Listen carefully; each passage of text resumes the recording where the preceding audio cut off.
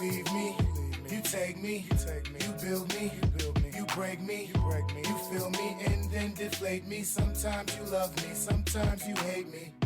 You leave me, you take me, you build me, you break me, you fill me and then deflate me. Sometimes you love me, sometimes you hate me. You love me, that's what you told me. You catch me, you throw me. 1 second you're hot, all up on me. Then you turn cold, act like you don't know me. What? You put your heart in my hands and then it melted. I know you felt it, girl, don't be selfish. When I ask how you feel, you don't know what to say. If it's real, why you pull me in and push me away? I just got a text that said you wanna see me today. And right behind that was one that said you needed your space. You need to choose. Come on, baby, don't leave me confused. She told me making up her mind isn't easy to do. I know. Believe me, I know. All I think about is being with you. That's all. Since we started, to be honest, I'm just seeing it through. You know I'm true, I'm not the type to keep no hoes on the side. Never. I stand in line twice to go on this emotional ride. Cause you leave me, you take me, you build me, you break me, you fill me and then deflate me. Sometimes you love me, sometimes you hate me. You leave me, you take me, you build me, you break me, you fill me and then deflate me. Sometimes you love me, sometimes you hate me. Work, yeah. PYT, you been killing them since birth. Yeah. Since you were my target, had to shoot it at you first. I'm something like the sun, the way I'm shining on your earth. And I don't pay attention when them other ladies flirt. Nah. So why you talking to me as if I don't know your worth? I tell the ladies I'm your man.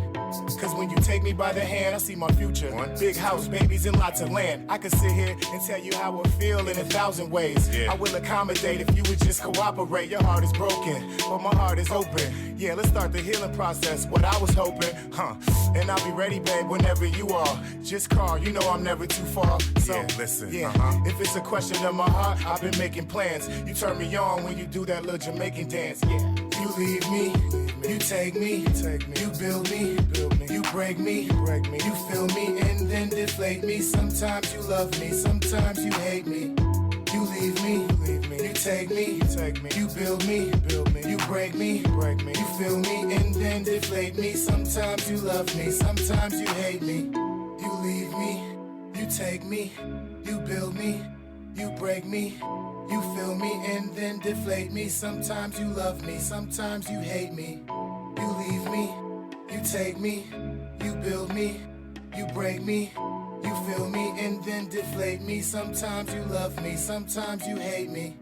You leave me, you take me, you build me, you break me, you fill me and then deflate me. Sometimes you love me, sometimes you hate me.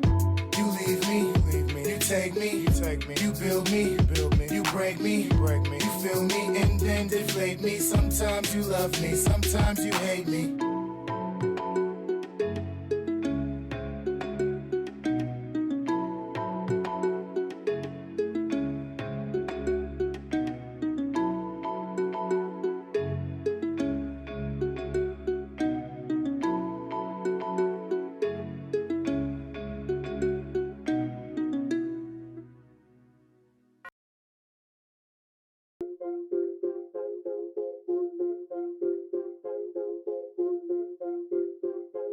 I'm coming for that money like collections. I'm coming for it from different directions. I'm coming for the Benjamins. Haven't worked hard if I don't see a comment. Yup, Jesse J. Married to the Benjis, man, I had to commit. I want a devil, better yet, make it known as a couple. I fell in love with the money though, curry with the strength. Been ballin' boys sit down on the bench, making moves in silence, but you stand behind it. Boy, I've been finessing, caressing. Ask your girl, yeah, I keep her wet, tsunami detection. Swerving in the lane on the way to get paid. Money call, I go and get it. Swerving in the lane on the way to get paid. Money calls and it's never late. Swerving in the lane, Benjamin never disobey. Money call, yeah, I go and get it. Swerving in the lane on the way to get paid. Stack it high to the ceiling. Benjamin doesn't disobey. Grind until I hurt, but I do it anyway. A youngin' with a vision and a dream. Yup. Cash rules everything around me. When the money call, I go and get it. Moving heavyweight. I ain't talking about the fitness, boy, I'm sick. Got a dope flow, but there's no cannabis. Straight up callous hours. Boy, I'm here ready to eat, ready to devour. Swerving in the lane on the way to get paid. Money call, I go and get it. Swerving in the lane on the way to get paid. Money calls and it's never late. Swerving in the lane, but your man never disobey. Money call, yeah, I go and get it. Swerving in the lane on the way to get paid. Stack it high to the ceiling. Stack it to the ceiling. When you see me, you be yielding. And I keep you in your feelings. It's appealing. I'm a triple threat, boy, a buzzer beater. Swerving in my lane, whipping it insane. Call your girl, I'm on the way with the bad papa tags. I ain't worried about that. Shopping sprees, you and me. And don't forget the Benji. Keep it looking good. There's something that you can't do. Been ballin', boy, you feel it back in 72. Swerving in the lane on the way to get paid. Money call, I go and get it. Swerving in the lane on the way to get paid. Money calls and it's never late. Swerving in the lane, bitch, your man never disobey. Money call, yeah, I go and get it. Swerving in the lane on the way to get paid. Stack it high to the ceiling.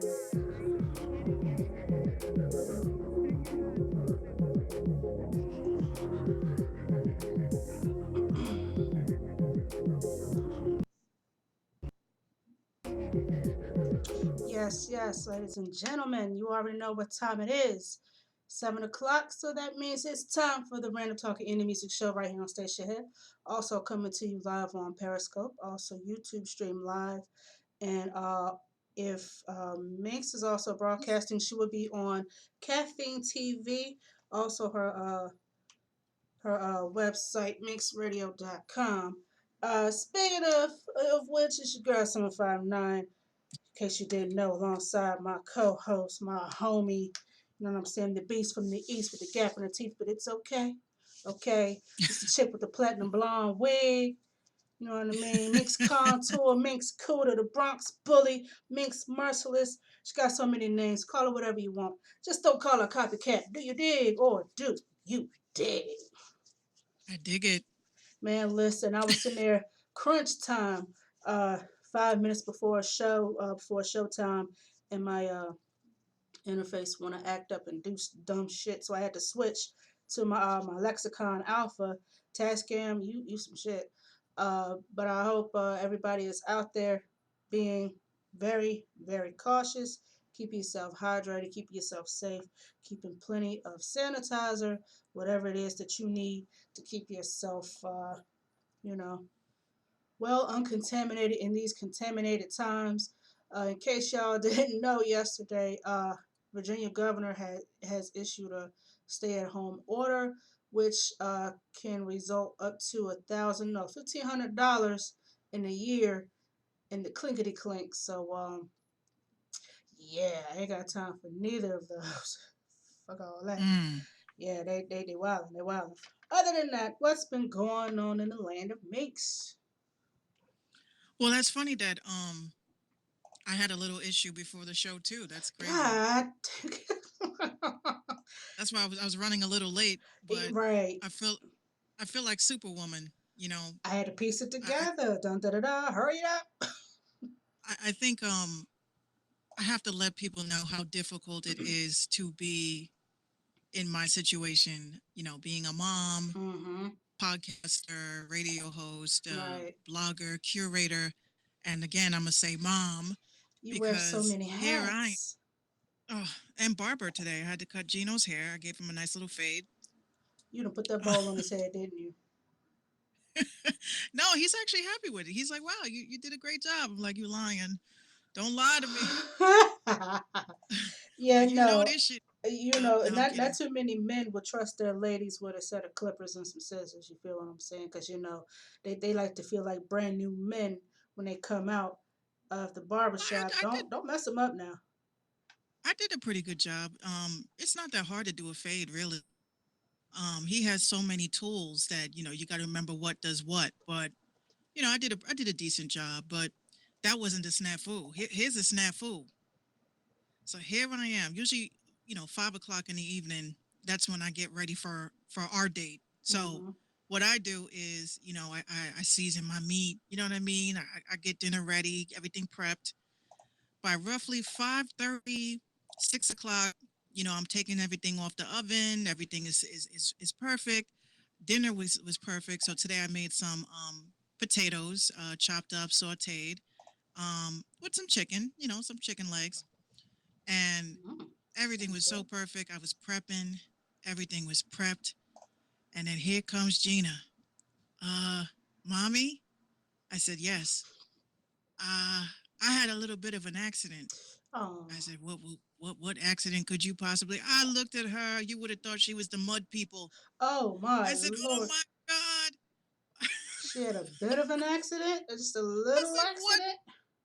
what happened? She's like, Mommy, I tried to go to the potty, but it didn't work out. I said, It clearly. didn't work out. I'm over Gina, here because she said it did we have not our work out. potty. We have our big people potty that she can't stand. She doesn't like the bathroom setting. So she has Um, a little potty. She likes it because when she goes, it sings and does all that jazz. oh, And she comes running to me in such horror and shock. And this is like at, let's say, 6:45. I'm like, shit. I didn't even have time to get my she phone. said, I Let, tried to use the bathroom, but it didn't work out. it didn't work out. I said, okay. So I had to throw her in the shower. She couldn't take a bath. I had Poor to give her thing. showers. Yeah, So then I had to sanitize the floors. I had to sanitize the potty. I had to wash, her undies. great. And then here I am today. Here I am. Da da da So that was da. that was that was a bit of a, situation. But kids don't, parents don't understand how hard their kids try. Especially with potty training. hmm You can't really discourage them because it's easy to pop a squat. Um, with kids, it's totally different. They don't know what the hell's going on with their body. They're like, what, why do I have to sit on this device to do what I could just do in my potty, in my Right, diaper? exactly. But she's trying, and I give it to her because she tried, Yeah, but it and didn't work out. it didn't work out. She said, "Yeah, I don't think this is gonna work out, mommy." I was like, "Man, listen, She's you," full of personality and she's only two.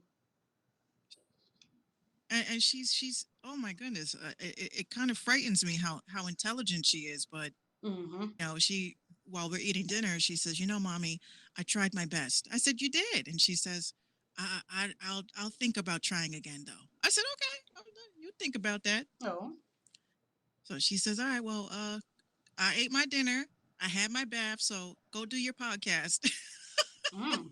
She handled her business. Now you go handle yours. She knows. That's She our knows that what is 7 o'clock is. that's our program director. I tell you. She's the most coolest 2-year-old you'll ever meet. Oh my goodness. When we finally get this quarantine BS lifted, I'm telling you, I'm coming up there to visit y'all. I have to. You better. I You better. listen to her. Listen to you. I better. You don't tell me what to do. I do what I want. But Even if I gotta fund it myself, we gonna meet up on some now Thelma we're and Louise. talking. Now I know what you're talking about. I don't fly, so get ready to pay for a train ticket, honey. But Oh, yeah, we driving. We driving. a road trip. Oh yeah, road trip. Shit, yeah, you come on down to the hick towns of Lynchburg and Charlottesville and Richmond probably. Because if you're going north 95 north, you might go through. No, you're going to bypass I've only been Richmond. to Virginia twice. Virginia twice in my life. And And where exactly did you go? well, my uncle's mom lives, let's say, 15, 20 minutes away from Virginia Beach. Oh, she down in Norfolk area. Yeah. Okay. And I loved it. I actually never I went for a summer. I was about maybe, I think maybe 14, Mm-hmm. and I never wanted to leave. I was like trying to make arrangements behind my parents' back like, Look look, at you. We're going back y'all to could just Virginia send Beach me. next year. Just go ahead and send me the money. I just loved it. It just was so like I learned how to ride my first bike in Virginia. So Mm-hmm. I have a lot of like sentiment in Virginia. So yeah, definitely. I would love to move out there. Yeah, I'm about 4 hours. Let's see, northwest of there. Depends on who's driving. Mm. We might make it in three, but it's worth the drive. We go down through Hampton and we drive up under that tunnel. And see, my aunt is deathly ill of bridges. Like she is scared of bridges. She don't like bridges. She can't swim for nothing. So we try everything we can to make sure we don't hit a bridge. If we have to cross one, we will have to stop prior to getting there and then let someone take over and see I can't drive. So either her sons or if her granddaughter, my cousin, if she goes, then she'll let her drive just long enough to cross the bridge, and then we're gonna stop again. All right, get out, let me finish. But yeah, she don't do bridges, but she don't mind the tunnel. The tunnel's all right.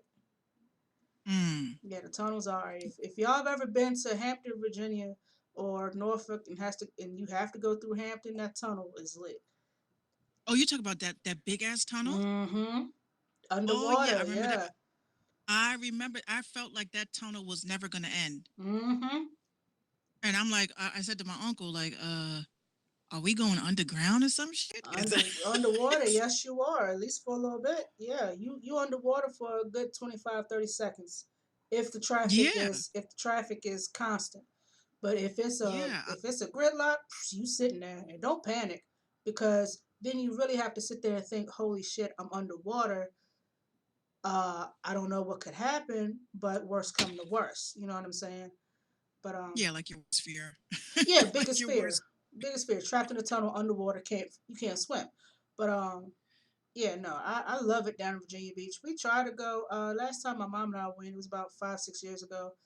It was just a mommy and me vacation because we never taken one by ourselves. We were always with a group of people. So we was like, yeah, let's go to the People's Travel Lodge on 18th Street. We're gonna go down to Virginia Beach, stay down there a week. We hit up a wine festival, jazz festival. See, Neptune Park had a outside concert series all week, and then we ended up catching a parade. And we had no idea all of this was going on because we just picked a week and went. It was for my Mm, birthday. My birthday is like late September, but that's when they start to shut the beach down because it started getting cold. So we went mm. at the beginning of September while it's still nice, and they had the Shrine Circus down there. The god dang clowns driving around and scaring the shit out of me. I said, yeah, let me know when they drive down the street. I can't do that. I don't like clowns. But anyway, anywho, today is the first year of Nipsey Hussle's death. A whole lot of people have been pouring out their memories of Nip, videos and things like that. Even some fans say that his death kind of changed them. It kind of amazes me, and not to speak ill on Nipsey, but a lot of people really weren't fans like they say they were. I think, when, say, with any celebrity, like you say on Twitter, people put too much stock into following these celebrities and all. It's like you was never a fan until they died, and then when you realize what it was that they did and they were good at it, then it's, oh my gosh, I wish I could have.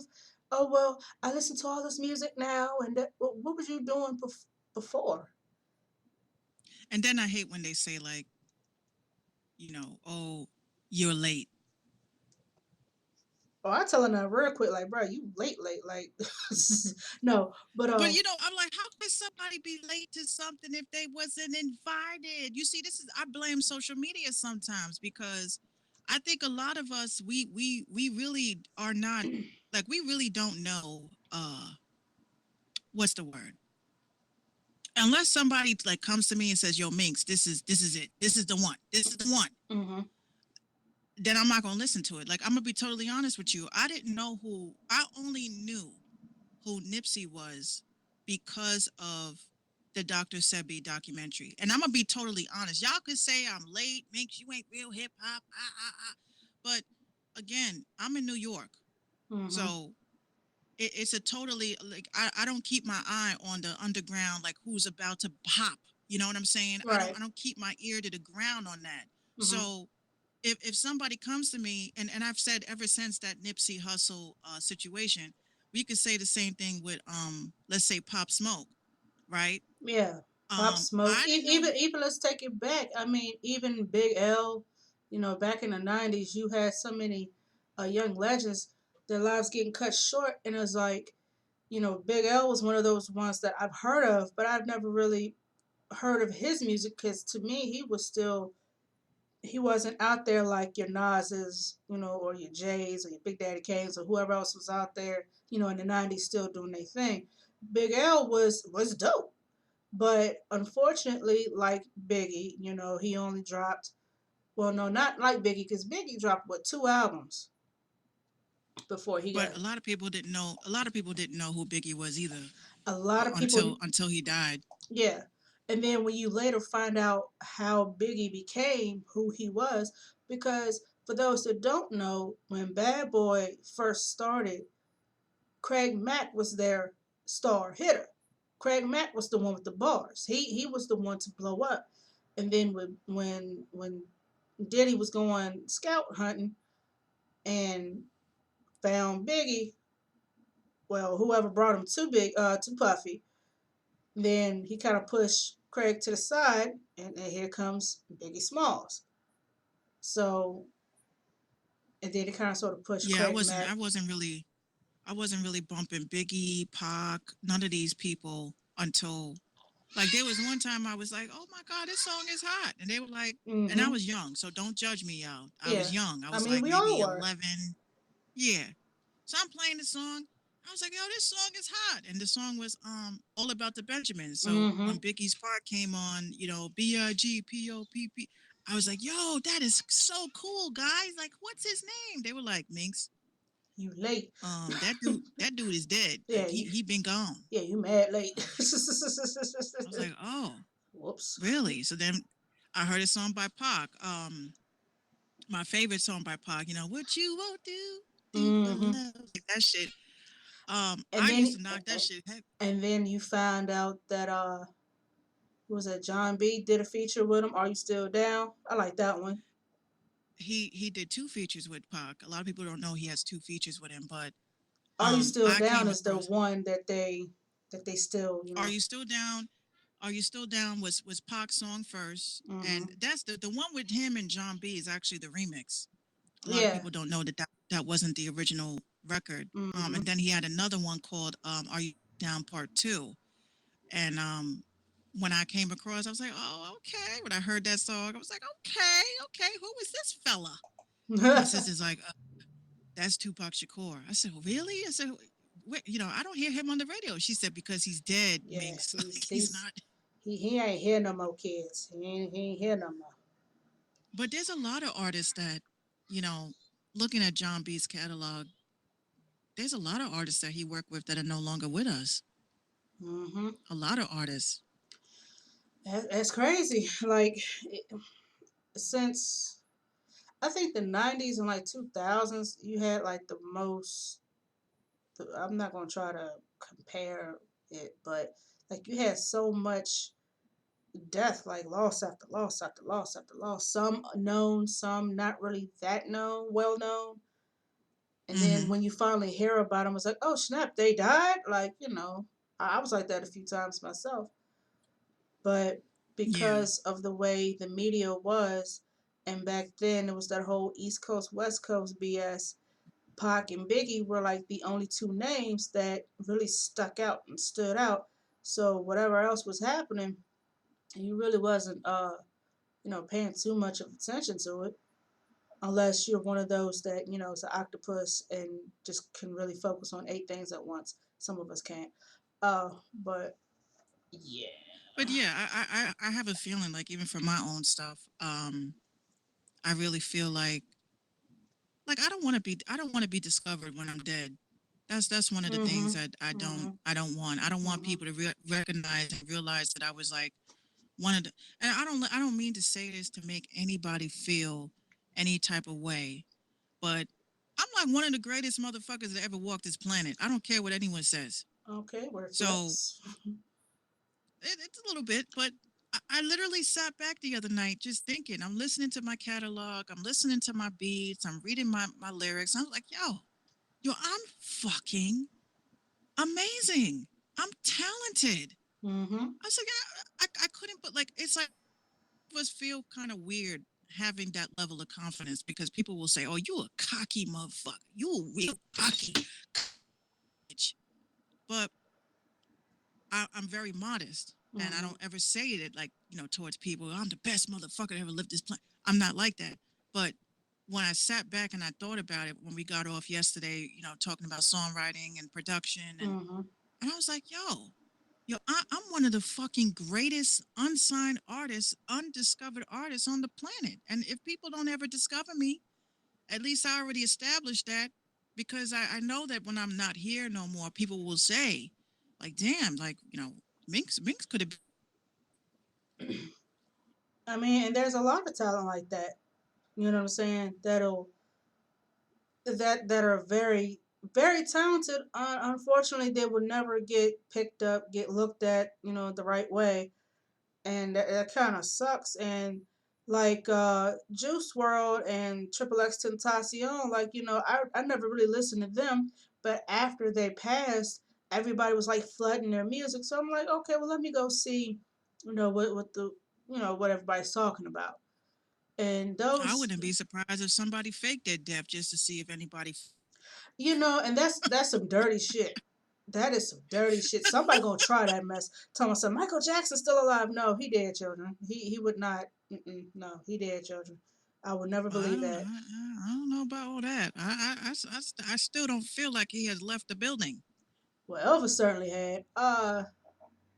Well, he did. He died like 10 years after they said he died. But, you know, I feel like pretty of us, you'll never. That's why I love the saying when they say, make sure you give people flowers when they're alive to smell it. Yeah, most definitely. So I really agree with that.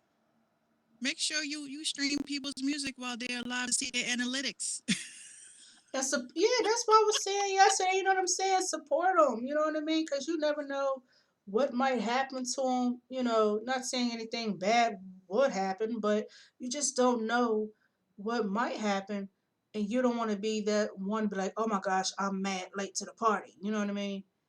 Because that's that's Yeah. that's no fun. And And there's so much talent out here. This just a lot. I mean, this is why I told you. I told you we got to go hunting one night. We got to go hunting because hunting. one artist Oh, you that mean I artist just hunting? I'm like hunting, bitch. I don't do that. I know yeah, what you mean. I know what we you go mean. hunting. And you got to hunt for art because this is what I pretty much came down to it in my head because I've been doing a lot of thinking. I've been writing, and not necessarily writing songs, but just writing down ideas. And as far as us as content creators, like some you got some of these internet radio shows and stuff like that wait for people to send them music, and then you're sifting bullshit because you're like, nah, this ain't it. Because this is what artists don't. This is what they got to understand. If we play crap, we play stuff that's not good, stuff that's not mixed, even if it's my shit and it's not good, you lose your listeners because they're like, oh, this motherfucker just play anybody. Mm-hmm. So now I said with my station, I'm going to be taking control. I'm going to control what y'all hear because this ain't no payola shit. Y'all couldn't pay me enough to play some bullshit. Right. But I've noticed that with my method, I have been getting more feedback of artists that literally are afraid to send me their music now. I mean, if it feels like that, I have to go and stalk and just snatch music just so to show folks that I'm serious about this. I mean, I've had to do that a few times, especially when it came to like videos and things like that. I would sit there and take the nice route, like, hey, send me videos, and especially if I know you're dope and you don't even take the time to send it to me. Either you don't believe in yourself that it's good, or you just feel like I mean, it's to the point where you're complacent and you feel you don't need the view. You don't need the help. No, you got to play on reverse psychology because when I've been doing it my way, this artist I came across, right? Mind you, this is an artist that again, I search hashtags. So the same thing with you. Like you would find, Lynchburg, you would search on Instagram for unsigned artists, and you list, God willing, if they have the link in their bio, just click on it, listen to it, and sometimes it's not a hot song, but you go through maybe 5, 6 songs, you find something, and then you reach out to them. You don't even say, hey, you just say, hey, look, I came across your song, super dope. I'm gonna play it for my viewers. Keep grinding, and I appreciate you being a creator. You know how crazy they get. because it don't even matter at that point if you are Power 1051, Hot 97, or just a mofo down the block. They're appreciative that you're taking the time to give them honest feedback, let them know you feeling it, let them know that, look, I got a platform and I want people to hear it. It don't matter if it's 10 or 100,000 people listening to it. Mm-hmm. And I noticed that when what I did for the punchline, I have now more artists. The artists that I found, they're hitting me up and saying, "Look, thank you so much for playing my music." So now at that point, it's a trickle down effect because now they're gonna share it to their stories, and now their listeners or their fans or their people gonna say, "Well, who the fuck is the Minx Show? Who the fuck is Minx? Who the fuck is Minx Radio?" They following you. So it's like a little bit of support, and if you give them a little bit of support and you tell them that you grind, like you appreciate their grind and their hustle, and you play their song and you tag them and say, "Look, I played your song, and people was feeling it, whatever." They'll become a lifelong follower because you just believed in them. Mm-hmm. I So you mean, got to stop like yeah, yeah. I mean, I totally understand. Like, but it kind of this whole podcasting and radios and things like that. See, what you shouldn't have to do is like basically yank them by the throat and say, "Look, you're an artist. You got music. Give it to me." Like, shouldn't have to do that. So I said, you know what? You know, every once in a while, talk about it. I will still put up my link. Because some people do send me music, especially from places that I wouldn't expect. And so I haven't checked my emails yet, but I had a few people send me some links. And then some people So don't follow yeah, freaking directions. I say send Spotify, they sending me everything but. that's why I always say like with these types of situations, like you know, it's all about structure. So if you have a platform and you just like, okay, you send me your music, people at that point they become relaxed. Like, oh, I can send this bitch music whenever I want. Or when this bitch is Exactly. live, I can send it to, huh? Exactly. You right. Yeah, when this bitch is live, I'll just send it when she's live. Like, no, no, because now, let me tell you, taking control back. Now, when you live and you lit, and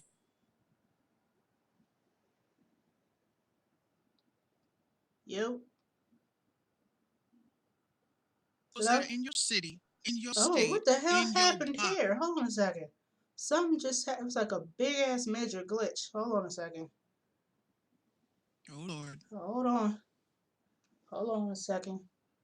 Let me make sure my other devices, because you was talking and it just everything just went dead. Hold on a second, y'all. Pardon the camera. this damn station head. Man, I tell you, I don't know if it was That them or not. goddamn station head. All right, here we go. All right, we're back. Yeah, yeah, y'all don't want us to win. You don't want us to win. Y'all a bunch of losers. Anyway, I'm not gonna do that. But yeah, No, but like I was saying, like I got when quite you a when few you new show your follows since I put that post up. telling you, but when you start, taking control of your platform, and you're like, look, I'm gonna get you on when I get these people finished with. hmm They're gonna stick around because this is the thing. People only submit shit so they can see that you play their shit, so they can. Nah, nah, nah, nah. That's And like you you know come to what? my house, And you know what, you artists? taking a shit. Yeah, right. You know what I'm saying? You don't spray. You don't use the last of toilet paper and then talk about I'll be back later. Nah, nah, nah, nah, nah. Mm-mm-mm, Fuck no. that. You want to stick around? Take some. Stick around. You're gonna stick around and you're gonna take this X and hold your ass together until I'm ready for you to use my restroom. But yeah, no, I just kind of think that artists, y'all got to stop that. Y'all have to stop sending music and only checking to see if we're playing it right then and there. That's not how that works. Shows have structure. This is not just a music show. And I'm not talking about just mine. It could be Minx or anybody that you support. Don't keep just You popping. deserve an eye jammy.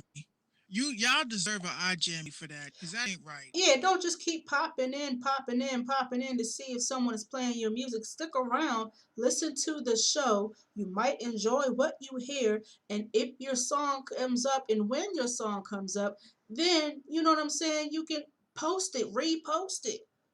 Tell everybody, hey yo, look, these two bras, they playing my song. Y'all peep me on Station Head. Check me out on Spotify. Do that, do that, do. But no, you'll drop a track request, and it's happened. They'll drop a track request, then they'll pop out. Then they pop back in 20 minutes to see But I'm not playing it. only Then they that, pop back out. Then they pop back in. Man, bruh, don't do that. Because I'm not playing it. not only that, it's also I don't like to say I like to play games with people because I don't do the games, but I will tell you straight up, I peep everything, I see everything, Mm-hmm. I know the game, and I used to be tired. Like I used to get mad at people because I'm like, yo, you only watching my show just because of the fact you want me to play your shit. Mm-hmm. Not no more.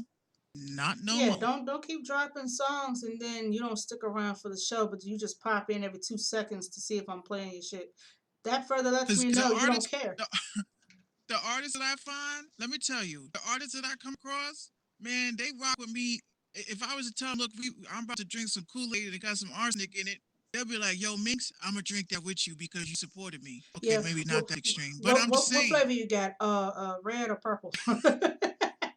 I got the highest, the green high C, because Mm. what we talk about is green over here. But I totally understand that y'all will flock to shows that charge you 30, 40, $50, $10, $5 for the, skip the line shit. For the Mm-hmm. free platforms, y'all just be like, ah.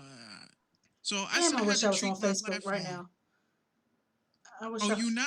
I'm on YouTube and Periscope. I try to space out my shows on Facebook because everybody Man, has a fuck podcast. Facebook, Everybody yo. got At least everybody on got podcasts on Tuesdays at the same time, and I'm like, bro, in order for all of us to try to work around each other, we can't keep overlapping everybody, especially when it comes to these DJing and all this extra shit. Like, bro, we need some. but do you see why I moved my podcast to Saturday nights? Because everybody started going on Friday nights. So now that I'm on Saturday nights, now everybody wants to go on a Well, you got like, some that go on yo, every single day like we do. And it's like, okay, I understand people need a break. So Mondays, Wednesdays, and Fridays, you'll see me on Facebook, Tuesdays and Thursdays, along with Mondays and Wednesdays and Fridays. I'm going to be on Periscope and YouTube. I like to space it out anyway. You know, I mm-hmm. like to, I'll space it out anyway because Tuesday nights, Twins got their show. Uh, no Sleep Podcast got their show, and it's like we all got the same friends, so it's like, okay, who's gonna watch what? So yeah, I'm not in a, I'm not gonna fight and race and compete for views. I don't have to do that. I'm not going to, and Yeah, I don't have to do that because people know me, what it is that I do, and they know I'm gonna do what I do regardless. Like when I had Virus Vibes Friday night, it was me and two other DJs on. I mean, you was just club hopping for 3.5 hours. So mm, whoever stayed on the longest, that's where you went. Yo, mm. that was some bullshit though. I was on for a good hour, dude. Yo, we had fun though. That shit was fun. I felt like I had a club in my living room. Yeah, April 4th, I'm coming back with it. I'm gonna be on Periscope this time, and I'm gonna have to upgrade my restream so I can broadcast from my. I have a new DJ page, ladies and gentlemen. I have to add it to my list of socials down here. I do have a new DJ page on Facebook. Please follow me at DJ759, where you probably will get more mixes. And I was told that if I made a DJ page, it'll be less likely for me to get shut down, which I'm gonna find out. We, Oh, I see. Because a page as opposed to a profile. uh, Good to know. But so the only thing that sucks about that is that Restream wants you to pay to $19 broadcast. per month. Fuck out of here. Y'all bugging. Y'all bugging. Groups and pages, That groups. I mean, pages, I understand, but the group, like, why the fuck you gotta pay to broadcast in a group? that I that's mine. Mm. I couldn't even broadcast on my Live from 805 page if I wanted to because I have to upgrade my restream. Like, bruh, no. I got a request to say something on the air. Who said it? It's my homie, my Uh, homie. Hey, sent me a homie. message and said Minx, I would appreciate if you could do me a favor. There is a supermarket near me selling rotten chicken quarters and expect people to fall for its low price. Can you please tell your viewers to be mindful on the quality of their foods and tell them Oh, to avoid fine fare on First Avenue between 119th Street and 120th Street, New York, New York? oh, y'all, yeah, yeah, yeah. Y'all gotta keep. Well, that could be anywhere. Yeah, when y'all go grocery shopping, y'all please be mindful of. Yeah, I check dates on everything, as long as as well as the low price. I also check dates. I sure do. Yeah, meat recently, meat, I've noticed, I don't even want to eat meat. Like, I literally soak my meat, I clean my meat, I do all that crazy shit. But the moment because I have to wear gloves too, because my hands are very sensitive. I'm always washing them and shit. Yeah, But the moment you start peeling off slime, I'm like, I and think I fat, want to be vegan. and fat, I and and what, vegan. and whatever it is. Like, it's like my body is telling me, like, which was weird. I have not had a boil on my body for the last 10, 15 years. Okay. I tell you, one day, I'm chilling, I'm taking a shower. I'm like, oh, what the fuck is this on my butt cheek? Ah, womp What the womp. fuck is this? I called Gino. I'm like, babe, can you come in here, please? He's like, what? I said, can you just look at something for me? He goes, What is look at what? this? What is this? I'm like, I said, I got to show you something. So he's like laughing because he's thinking I'm being freaky. I'm like, no, I ain't being freaky, man. I'm telling you, there's something on my ass. I need you to look at it. So he looked. He goes, ooh, that looks pretty bad, babe. How'd you get that? I said, I don't know if either I got bit on my ass because this shit was throbbing, Mm, or it was an ingrown hair. So apparently, I don't think it's a good idea to be eating meat because you know I stopped eating meat and I don't have no issues. hmm So I've never had I a really boil, think, but I stopped eating pork. I eat a lot more chicken man, and fish now. Every once in a while, boils I'm a chew on a T-bone steak, but I've been eating a lot of chicken and fish. boils are like directly from Satan, directly.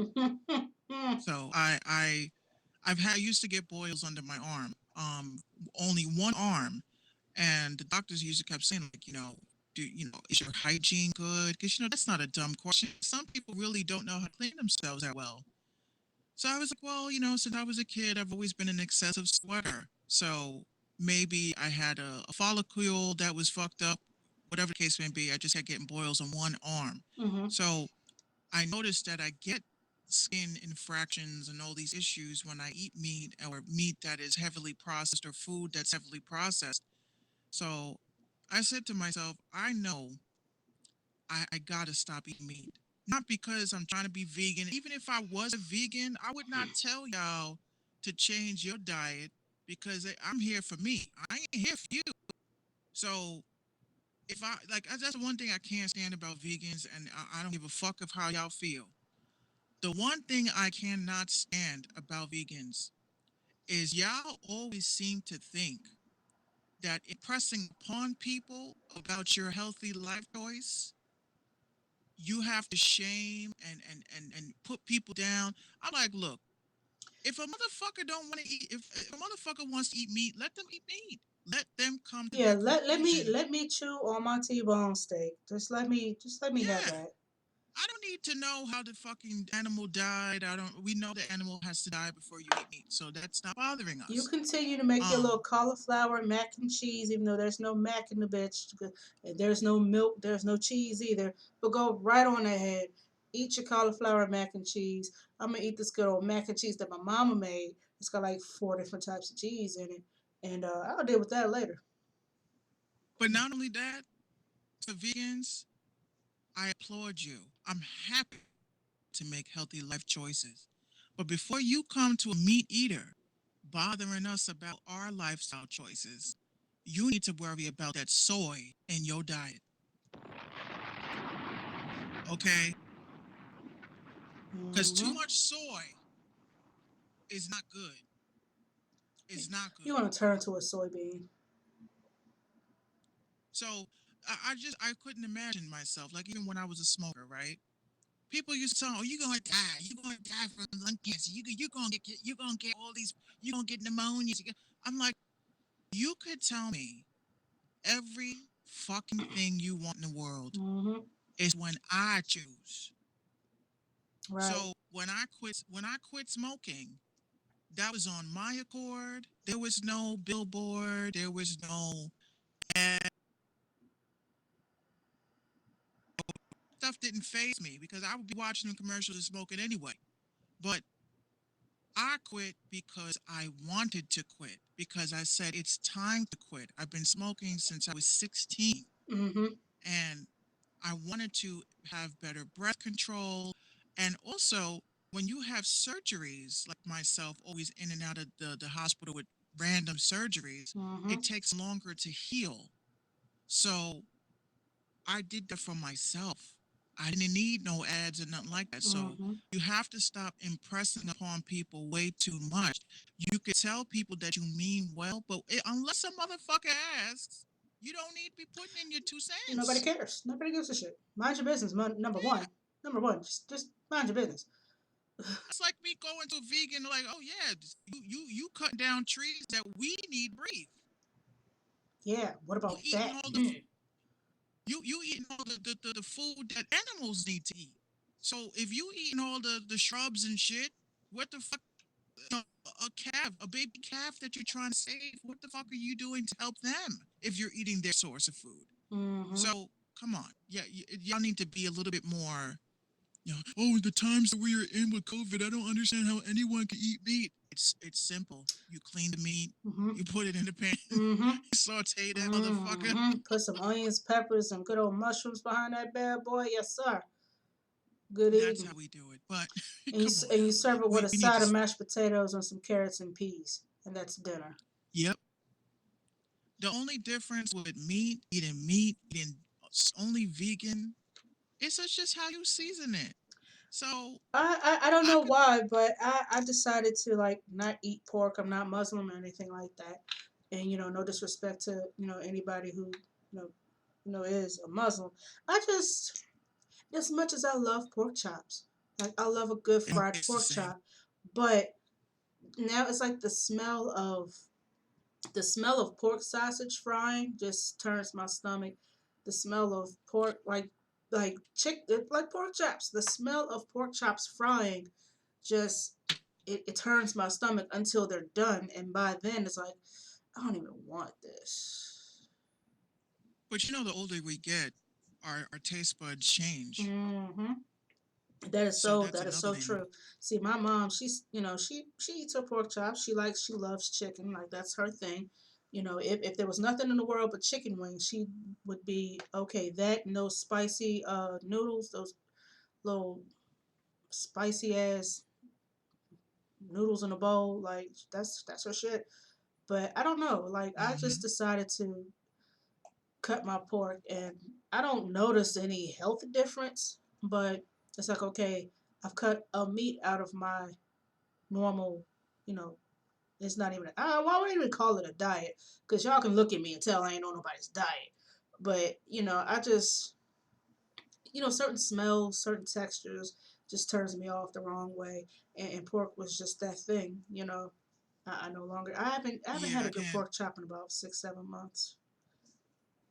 Yeah, I can't do all of that. And even now, again, thank you to, the writer, the person that sent me a message, you know, whatever people we could help in that aspect, we really have better with food selections, being that we are now going into what, week 3? Are we Week through, this? let's see, well, well, technically, the the first known outbreak, the first publicized outbreak was what January the day. It was like the day Kobe passed. So that's January twenty Mm, sixth. So that's January, February. That's 2 months. We are now at the end of March. This is month 3, hmm, and we're only a few weeks into like a heavy. When they called it the pandemic, when they called it, people started passing away from it, and Jazzy Jeff, as you reported the other night, last night, he's lost his sense of smell. He's battling pneumonia-like symptoms, and who is it? Chris Cuomo, who is governor. What's his name? His name ain't Mario. What's y'all's governor name? Oh, I just call him Governor. Governor. Governor. But Hey, Governor. he's Governor Cuomo's brother, but he was just diagnosed today with the CV. So he said he's being quarantined in his basement. And when we say basement, millionaires got game room and Basement is as big as music my bathroom. music studio. Man, their basement's about as big as a triple wide. Like they'd be alright. But I will say, I will definitely say, I was on Reddit last night. Uh-oh. I was on Reddit. It was on What's up? Reddit. Energy God is here. Well, he I was was. on Reddit. Oh, he still is. I don't see him. He's on my side. Oh. Um, Okay. so I was on Reddit last night. Didn't well, I would say I don't know what it was last night. Something like I don't know if we were the only people that experienced this, but I was hanging out in my little she shed, just cleaning up files and stuff like that. And I look and it's like maybe 3 o'clock. I hear in the background, whatever it takes. I'm like, oh my gosh, this mofo was up watching Degrassi. Mm-hmm. I peeked my head out, Mm-hmm. sitting up watching Degrassi. So I was like, okay, so 3 o'clock went from 3 o'clock to 3:30. He's like, oh, can you do me a favor? I said, what? Can you go in the kitchen and get me some M&Ms? I'm like, some M&Ms? What the fuck? So I go in the kitchen and get our snack. We're watching TV. I could not go to sleep. No matter, I didn't even have that much coffee yesterday. I could not go to sleep. So then Gina woke up. So we Oh. all sitting there watching TV, and I'm reading Reddit, and I was like, you know what? I really need to stay off of that shit because I am concerned. My only concern is this comet. That's my concern right now. About that comet, like, is that a is it coming or no? And when? Look, I really think that we need, as people, we need to be concerned because a lot of people presented on Reddit a lot of interesting concepts. I'm not going to say conspiracy theory, but just a general assessment of why people should be reading more into this comet because the diameter of this comet is almost as big as the sun now. The diameter. Mm. You're trying to convince people that this shit is supposed to fly right on by us? I'm not seeing that because the debris, the gravitational pull, the fact that the diameter is growing by the day, the fact that in certain areas of the country have been reporting lights and sounds from the sky. So this That's guy wild. says, yeah, this guy says, um, did anybody, he put up where he was from. He said, did anybody hear those sounds? There was like some sounds that, explosion sounds in the sky. So I'm saying that if there's a fucking comet coming here and they're telling us to stay indoors, stay with your family, stay with your loved ones, Uh-huh. social distancing, I'm like, are you sure this ain't got nothing to do with that? Because I'm a little bit concerned at this point. Why hasn't the news reported it, talked about it? If there's a comet heading towards this planet and y'all mofos are CEOs, y'all stepping down, you're pulling your money out, you disappearing, you're going under quote unquote quarantine where people can't see you or find you. Mm-hmm.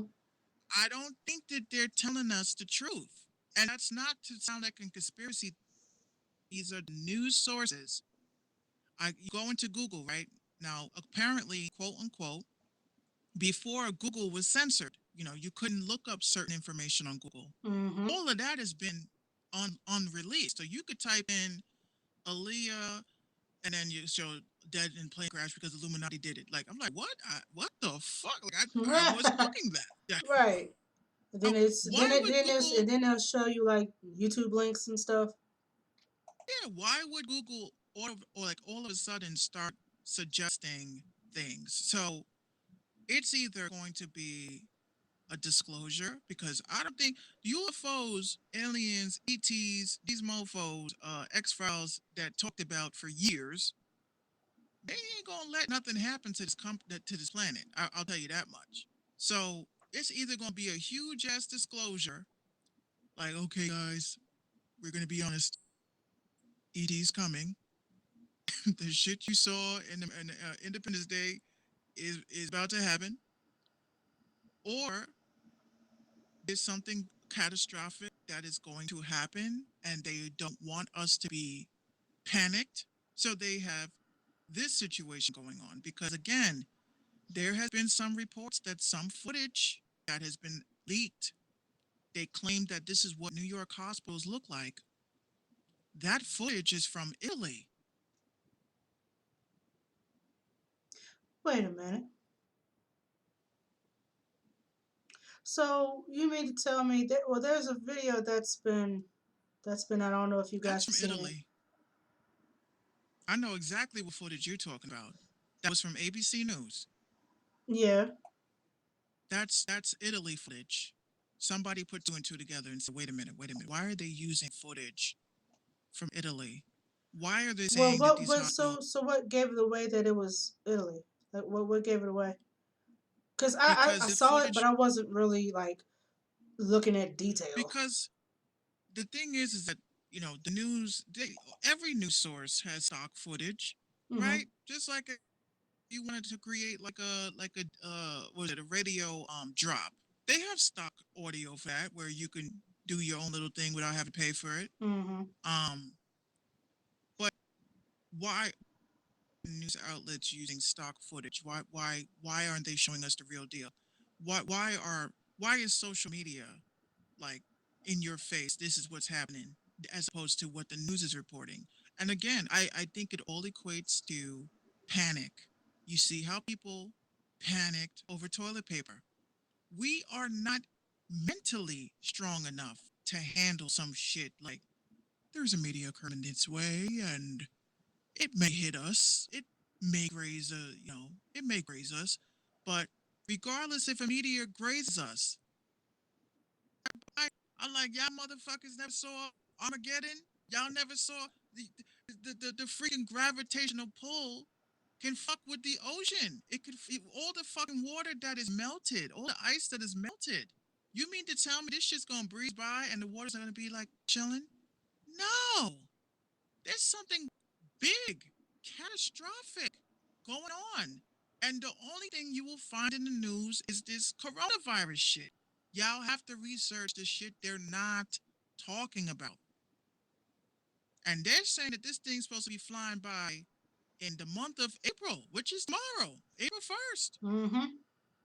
So you can't tell me and I'm not trying to scare y'all. Some of y'all got pets, right? Our dog has been terrified of everything. She is, we don't know why. Our cat hides. She won't go near the window. Yeah, She's spooked. it's like dogs can pick up on weird energies and weird vibes.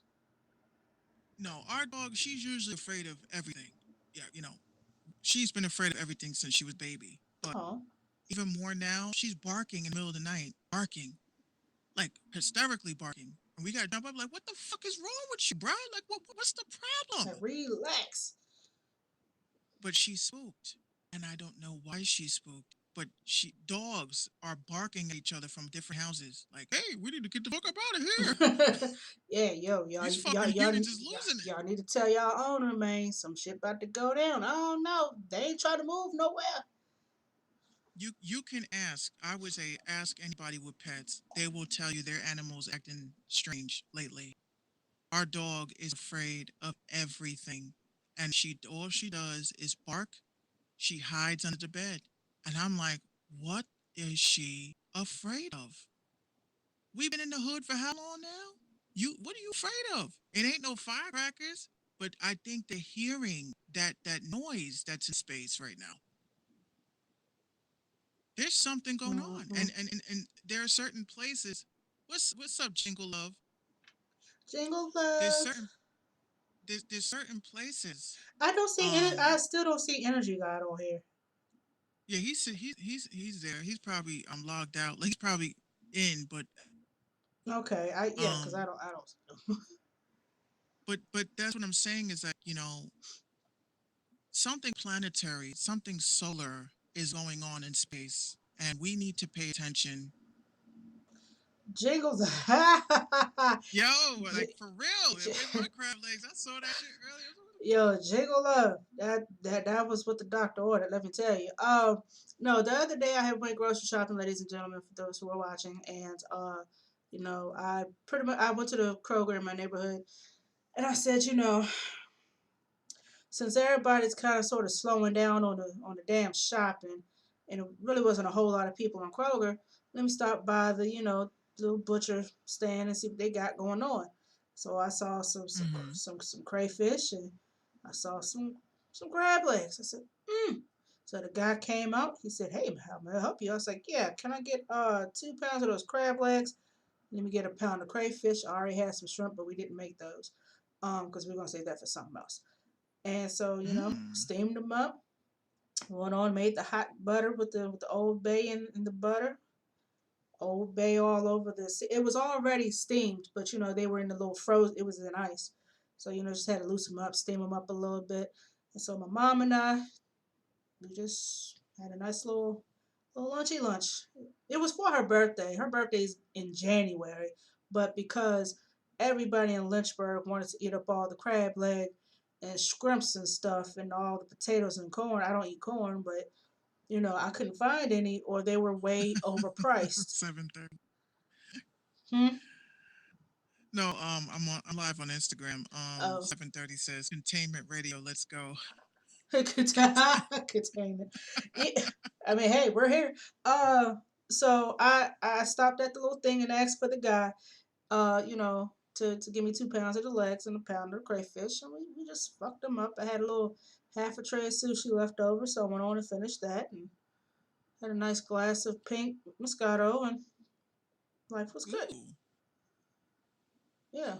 not to cut you, but the name of this comment that's coming, that is approaching, the name of the comment is Atlas, Hmm. and they're saying that it is 5 times the size of Jupiter. God bless. Jupiter's pretty big. 5 times. Like, there's no way possible anybody could tell me this shit is gonna fly by and be like, hey, hello, Earth. See you later, Earth. Bye. That's not gonna happen. Just passing through. Hi, bye. No, no, no, Right now, we are the dinosaurs look up saying, no, no. uh, What's I that? think I think that's coming towards this way, guys. Oh my gosh, it's getting bigger. Run! Yo, you can see this shit. You have people, astrologers, astronomers that are taking pictures of this, and they're calling this the comet of a generation that is going to light up the night sky. So I was like, this ain't no coronavirus. I'm Yo, definitely getting a y'all worried telescope about now.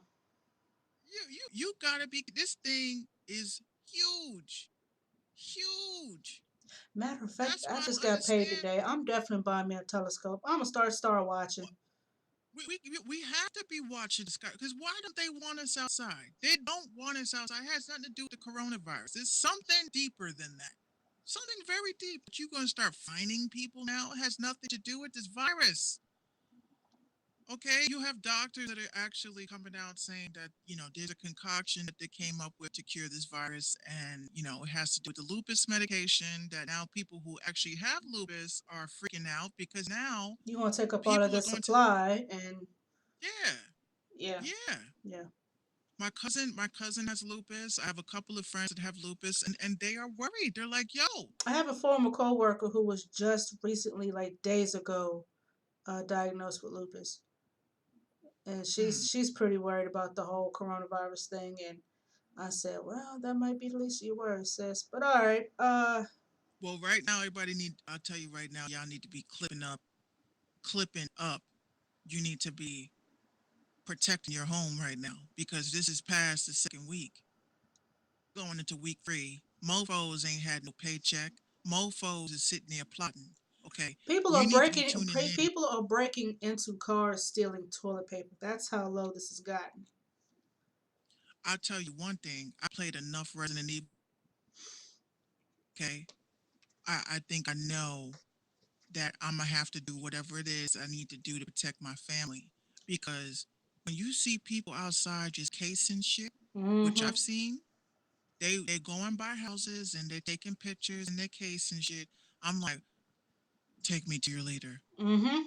cause you ain't gonna roll up in my shit. Mm-mm. Absolutely not. You you're not gonna do it. Yeah, So at the night, way that I have my house set up, you can't just get into my window because you're gonna make some noise. I'm going to hear you. So you better yeah, be a cat. You better be smooth. You better be stealthy. You better be a damn cotton ball. I can't hear you because as soon as you touch something, I'm on ass. mm-hmm. I don't have a I will. gun yet. I'll tell I don't y'all. have a gun though. Like I do not have a gun yet. At the time, my mom and I was talking that she needed to have one because at the time I was working third shift, so she's at home at night alone, and I'm like, look, not that I'm worried about people breaking in because we're in a pretty good part of the neighborhood, but shit, things happen. We were talking about getting a gun. I said we might need to really think about doing that now because people are Mm-hmm. getting desperate, and Yep. you got these people that are out of work, they don't know how to make ends meet, and they're just going for what they know. They're going for broke. They have nothing to lose, literally. So yeah, Well, y'all really need to pay attention to. y'all come around this piece, I will fuck y'all up. Okay, that's it. Shit. Don't come around this piece, cause I got Oh machete. goodness. Look, I'm good. I will fuck her up. I do not play. So I be watching. I be watching. I'm like, well, I be saying, excuse me, why are you taking pictures of the house? And they run. I'm like, all right, I got you on candy camera though. You come around here, Yeah, right. but I'll have a new function from a mask, and I'll tell you that much. But we all have to be very careful, especially now.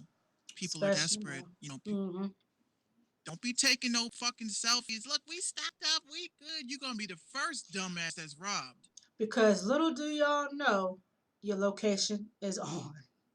Even if you take it off, it's Everywhere. on everywhere. So yeah. And the FBI is going after people who are stockpiling shit.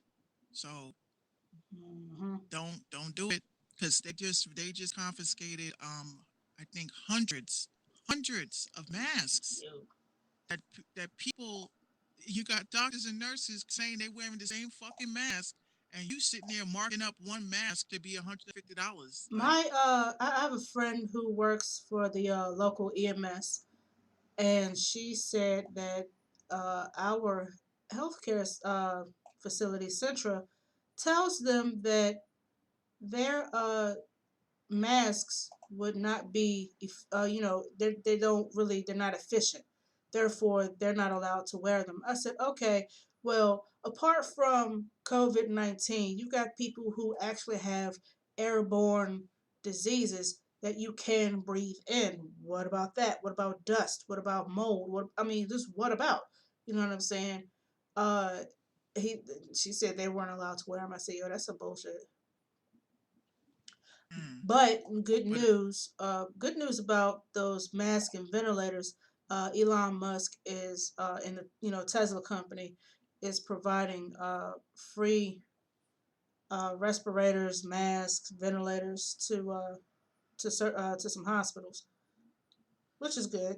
I mean, that should have and been. still Rihanna still donated money and these billionaires are sitting here, they didn't do shit. Uh, the donations are scattered here and there. I think Well, The NBA donated, was it the NBA or NFL? One of these sports organizations donated millions of dollars towards, you know, the coronavirus relief, whatever they got going on. Uh, And we should be like, definitely thanking and for all these people that actually are supporting the cause, because these mofos could be just going underground and building a fort somewhere, but they're helping out. Yeah. Well, shout out to everybody But who is I'm who cool with that. is who is donating, who is helping out, and And the people that are donating their time to keep social media, cool and calm, and having content creation, like on Station Head, everybody on Station Head that does shows and mm-hmm. have these little powwows. You guys are super dope, and just you could be sitting home and doing nothing, but to come on here and to be the welcoming committee and to be the people, it's like that is super dope. And we don't have to do this. We don't have to be doing this. I could be playing Xbox Live right now, but Samesies. to maybe five, if I don't care if it's five people that tune in, and if I can make y'all laugh, I can make y'all smile, if I can make y'all feel good and take your mind away, even though we are talking about it, but making it fun Mm-hmm. to be educated about it, I'm Yeah. happy and I'm pleased. And anyone that needs anybody to talk to, I'm definitely here. I just wanted to let y'all know that's my contribution to this COVID. I'm broke as fuck, but I'm rich in spirit. So I definitely got y'all. What Prince say? It's an old song that he sang. He said, hey, I'm not rich, but I'm rich in personality." I'm rich in personality. It's an old cut off his Purple Rain album. It's called "Baby I'm a Star." Y'all gotta listen to that. He said, "Baby, I ain't you got gonna no make me. You money, gonna make me. You gonna make me dream about that man tonight. Stop but it. honey, I'm rich in personality." I Ow! miss Prince. All right, I so miss you oh Jesus, with your stop. androgynous ass. On that note, we're gonna go ahead and get a song on. Next topic, Kick Pre got some words for y'all DJs on Instagram. Find out what he said right after this song. It's called "I Hate It Here" by Lil Donald. I think this title is appropriate. I don't know about the song, but it's the Random Talking Indie Music Show right here on Station Head, Periscope, YouTube, minxradio.com. And are you on Caffeine TV? Yes, yeah, and you right, Caffeine jingle, TV. jingle love. Trump is crazy. Yo, he is cuckoo bird nuts. But what else is new? We'll be right back in just a few minutes. Yeah. 34 chain. Blue dog. Talk to him. These niggas fake, these bitches fake. I hate it here. They jury fake, they ass fake. I hate it here. They acting rich, they really broke. I hate it here. I'm done with their relationship. I hate it here. These niggas fake, these bitches fake. I hate it here. They jury fake, they ass fake. I hate it here. They acting rich, they really broke. I hate it here. I'm done with their relationship. I hate it here. I hate it here. Niggas know I'm straight in here. Got this scrap all in the club, but don't play in here. Some of that bullshit, fucking up the atmosphere. Drop a 5 on your head, make you disappear. We were eating already, bring your plate in here. Bitch, that back up out my face, I think my band here. Trap booming, nigga know how much we making here. Put some buds, but I gotta put some shake in here. Ooh, honey with the face blue. Ooh, sneeze and I bless you. Ooh, they hating but it's still cool. Fuck you, but I'm so rude. Ooh, these niggas fake, these bitches fake. I hate it here. They jury fake, they ass fake. I hate it here. They acting rich, they really broke. I hate it here. I'm done with their relationship. I hate it here. These niggas fake, these bitches fake. I hate it here. They jury fake, they ass fake. I hate it here. They acting rich, they really broke. I hate it here. I'm done with their relationship. I hate it here. I'm sick of niggas. I'ma need some soup. I don't want no talk. I'ma buy a coupe. If you with 'em when I see 'em, shoot you too. Walk up on 'em. Foo, foo, foo, foo, foo. In my space, I need that. I have a rack, leave that. These niggas fake, these bitches fake. Ain't gotta tell me I see that. I got my own pack to smoke. I don't need to know where the weed at. I ain't no ran from no smoke. These niggas know where I be at. Niggas Snitching on they partner, boy, I hate it here. Niggas mad cause they broke. I hate it here. These bitches bet too much. I hate it here. Nigga pillow talk too much. I hate it here. These niggas fake, these bitches fake. I hate it here. They jury fake, they ass fake. I hate it here. They acting rich, they really broke. I hate it here. I'm done with their relationship. I hate it here. Nigga fake, bitches fake. I hate it here. They jury fake, they ass fake. I hate it here. They acting rich, they really broke. I hate it here. I'm done with their relationship. Yeah, I hate it here. I hate it here too. I really do. That was Lil Donald. I hate it here. Check him out on Spotify. Yeah, check him That's out. actually a dope ass song though. Yeah, I hate it here too.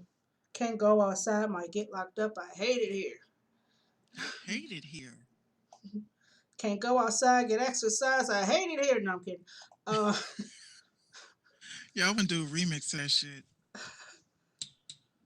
that would be some crazy shit. It's I already wrote a verse right now. Like well, I God, hate it. you nuts. You you sitting there writing as the beat going on. I wrote a whole verse. It's just like, I want to get, I'm gonna find him. I've said, look, my name is Minx, and I do like weird diss tracks. I want to do one. I want to do a remix with you. This ain't no diss track, bro. It'll be a diss track for me. This ain't no diss track, bro. Speaking of tracks, I got 5 tracks dropping April 3rd. So all of the songs that I tested on SoundCloud, the mofos that says SoundCloud doesn't work, and if you ain't a real artist unless you okay. So Jingle Love over here gassing you, man. She gassing you, talking about some spit it. She's gassing you. now look, 5 tracks, She said I five encourage. tracks, 5 tracks dropping, and I'm putting them on Spotify because they surpassed the test, the ratings. They all got nothing but 7 or better. Through an organic audience that reviewed my music, and I said, okay, now it's time to distribute it because a lot of y'all ain't doing it right. Y'all just dropping shit on SoundCloud, excuse me, on Spotify, and if I feel like I'm on SoundCloud 9 times out of 10. So y'all gotta really develop some focus groups and see if social media is feeling your song first before you distribute because a lot of songs, Yo, y'all mixes is fucked up. I've heard a lot of songs on Spotify. It's like, bruh, did you just record this on your phone and uploaded it? Like, somebody let this go? Well, I will say that there has been a wave of engineers tutorials on how to mix and master songs and make beats on your phone when everybody knows who did it first. I did that shit first, motherfucker. All right, And relax. what kills me is that everybody and mama was like, oh my God, Minx, ain't nobody want to be interested in learning how to mix a song on GarageBand. Now you got you got freaking oh, industry producers, industry engineers saying, I have a hack on how you artists during your quarantine can mix and match records on your phone. And I'm like, I've been doing that shit for a year. Pete Rock's been doing it as well. I follow him on Instagram. He's one of those producers that I think he was the one that produced a whole album on GarageBand. And he did it off of iPad. Like it's not it's it's it's nothing new if you know what you're doing. Like you have But nobody was doing tutorials. So let's nobody be nobody honest was doing about that. tutorials. Oh no. They were doing tutorials on like Pro Tools and Fruity Loops. Or what they would do is they would record the song on their phone, take the files, and then bring it over into a more a bigger DAW, Hmm. and then oh, see, these good vocals that recorded on the phone that we brought it to. No, I did everything on my phone. My whole album on my phone. I recorded it with a gaming headset. I didn't want to use my SM7B because again, mofos can't afford SM7B, so I'm gonna use stuff that they have. No, I'm a flex. I'm gonna use what they don't. Like y'all need to get No, y'all but money up, this is bitch. how I look at it. This is how these producers and these people that have paid subscription services on YouTube, where they like every week they're gonna edit and mix a song. I'm like, why the fuck are y'all paying $7, $8, $9, $10 a month to watch a motherfucker mix some shit on equipment you don't have, can't afford, on programs you don't have, can't afford, and you're paying these people and they're not telling you that the mix is coming out the way that it's coming out because they're mixing and mastering their records on stuff that costs thousands of dollars. You're not going to have the same quality. No, you're not. You're not. You're not. I don't care if you, oh, well, I use Pro Tools. Okay, you use Pro Tools. That's great. But you don't have the same plugins as these industry Exactly. producers. Exactly. So, how are you And making money also, off? these industry producers got walls full of preamps and compressors Yeah, and all this extra shit. Bruh, you're using a fucking Focusrite while this producer is using a freaking give me a high price preamp. what was it? What's everybody's going to now? Apollo, Yeah, the the Apollo. Apollo. Mm-hmm. So I'm like, you didn't record with an Apollo, so that's why your vocals don't come out the same. You don't have the same soundproofing in your home, so that's why you don't have that compressed um sound. You don't have real hardware, so that's why you're not getting that warmth. I So had how are y'all paying? I had an artist tell me, uh, this was before, this whole quarantine thing jumped off. My the guy I was kind of sort of trying to tutor him on how to make beats, and he had a one artist who had, once again, I told the story, but he had never rapped before. So I've done a few projects, so I'm not going to say I'm the best, but my mixes sound pretty good. See, he said Right. something's missing. He's not sitting inside the beat, if you know what I mean. I'm like, yeah, Yeah. I know what you mean, but bro, look where you're at. We're not in a Right. professional $1 million studio. I don't have the equipment for that. What I can do is give you the cleanest mix I can possible. I never claimed I was an engineer, but I can mix it well enough that the shit sound good in the car. And it sounds good when you put it on DSPs. It's clear, it's crisp, it's not muffled like some of these songs I've heard on Spotify. This is a Yeah, that's why I'm saying, like, y'all how need to are you distribution companies, right? y'all need to screen y'all music before y'all put it up. Not only that, not only that, need to do better with y'all will turn away a record because of a sample, but each platform has different rendering. Hmm. So if I'm uploading a song through, let's say, DistroKid is not going to say, all right, give me the file that, okay, give me the file that you mix for Spotify. Okay, give me the file that you mix for Tidal. Okay, give me the file that you, okay, give me the file that because they're not real distributors. I don't consider them real distributors. Um, each, I actually have a where it'll mix the track 5 times, right? Or to the hertz for so SoundCloud each. You're coming in and out, Minx. I don't know if it's me or if it's you, but like you'll say half of a sentence and it just Yeah, kind of. because I'm spin facts. Uh, You know how this bitch is talking too much. We have to cut her mic. But yeah, y'all need to, you guys need, but you guys focus groups of your music and get positive feedback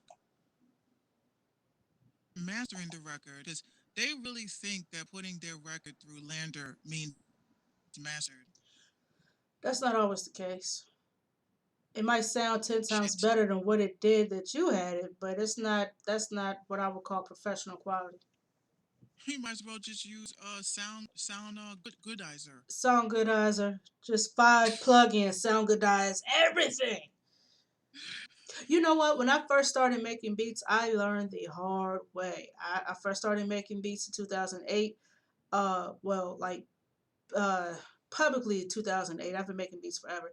But when I first got my hands on Fruity Loops, and YouTube tutorials, and and I was like, yo, something don't sound right. Something don't sound right. So then I heard of the Sound Goodizer plugin, and I put that on the kick drum, the snare, the hi hats, every damn thing. The speakers that I was operating with, it sounded all right. In the car, it was a little distorted. But then when I went over my homeboy's house, he was like, "Yo, play me some beats," and I played it on his setup. That shit was trash. I said, "What Mm. the fuck? What's wrong with your speakers, bro?" Blamed it on him. He said, "Ain't shit wrong with my speakers," because he had the JBLs. He had some for the highs. He had some. He had the Rocket, the KRK 5s. Then he had some reference joints with the highs and the mids. And I said, "Yo, what the fuck? Yo, what's wrong with your speaker?" "Ain't nothing wrong with my speaker. What's wrong with your beats?" I said, what you mean?" Like I was ready to square up. He was like, "Open your file, open your FLP file," because he never looked at. He's never used Fruity Loops. He's always been MPC. He said, Mm. "Okay," but he knows how to. He used to know how to do Fruity Loops. He said, "Here's your problem. You got sound good eyes on everything. You don't need all that. You need your ears. Your ears should tell you when something sound right." So years of practice, years of making beats, you start to get better and realize you don't need sound goodizer. I don't touch it anymore. I don't even use that. I don't have I to. don't even. Mm-mm.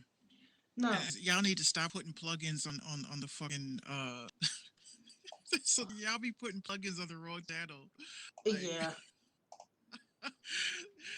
They I be know they this be sounds putting like plugins and right. everything on the master track. Like no, you EQ, compress your individual tracks if needed, but you leave your master the fuck alone. Well, speaking of, I have officially proven that Instagram is a bullshit app. Boy. Did you see my post? I did Did you not. see my post? I did not. I I Instagram does not work. I keep telling everybody it don't work. I put question again in my stories, right?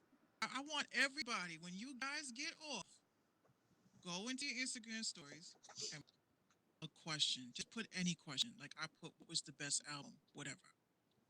You know how many robots hit my shit? You know how many fucking robots? And I put two questions. I put two questions. I said, ask me a question. I And saw then I that said, one. what is your favorite album, right? Hmm. When I tell you that I literally wanted to delete my Instagram,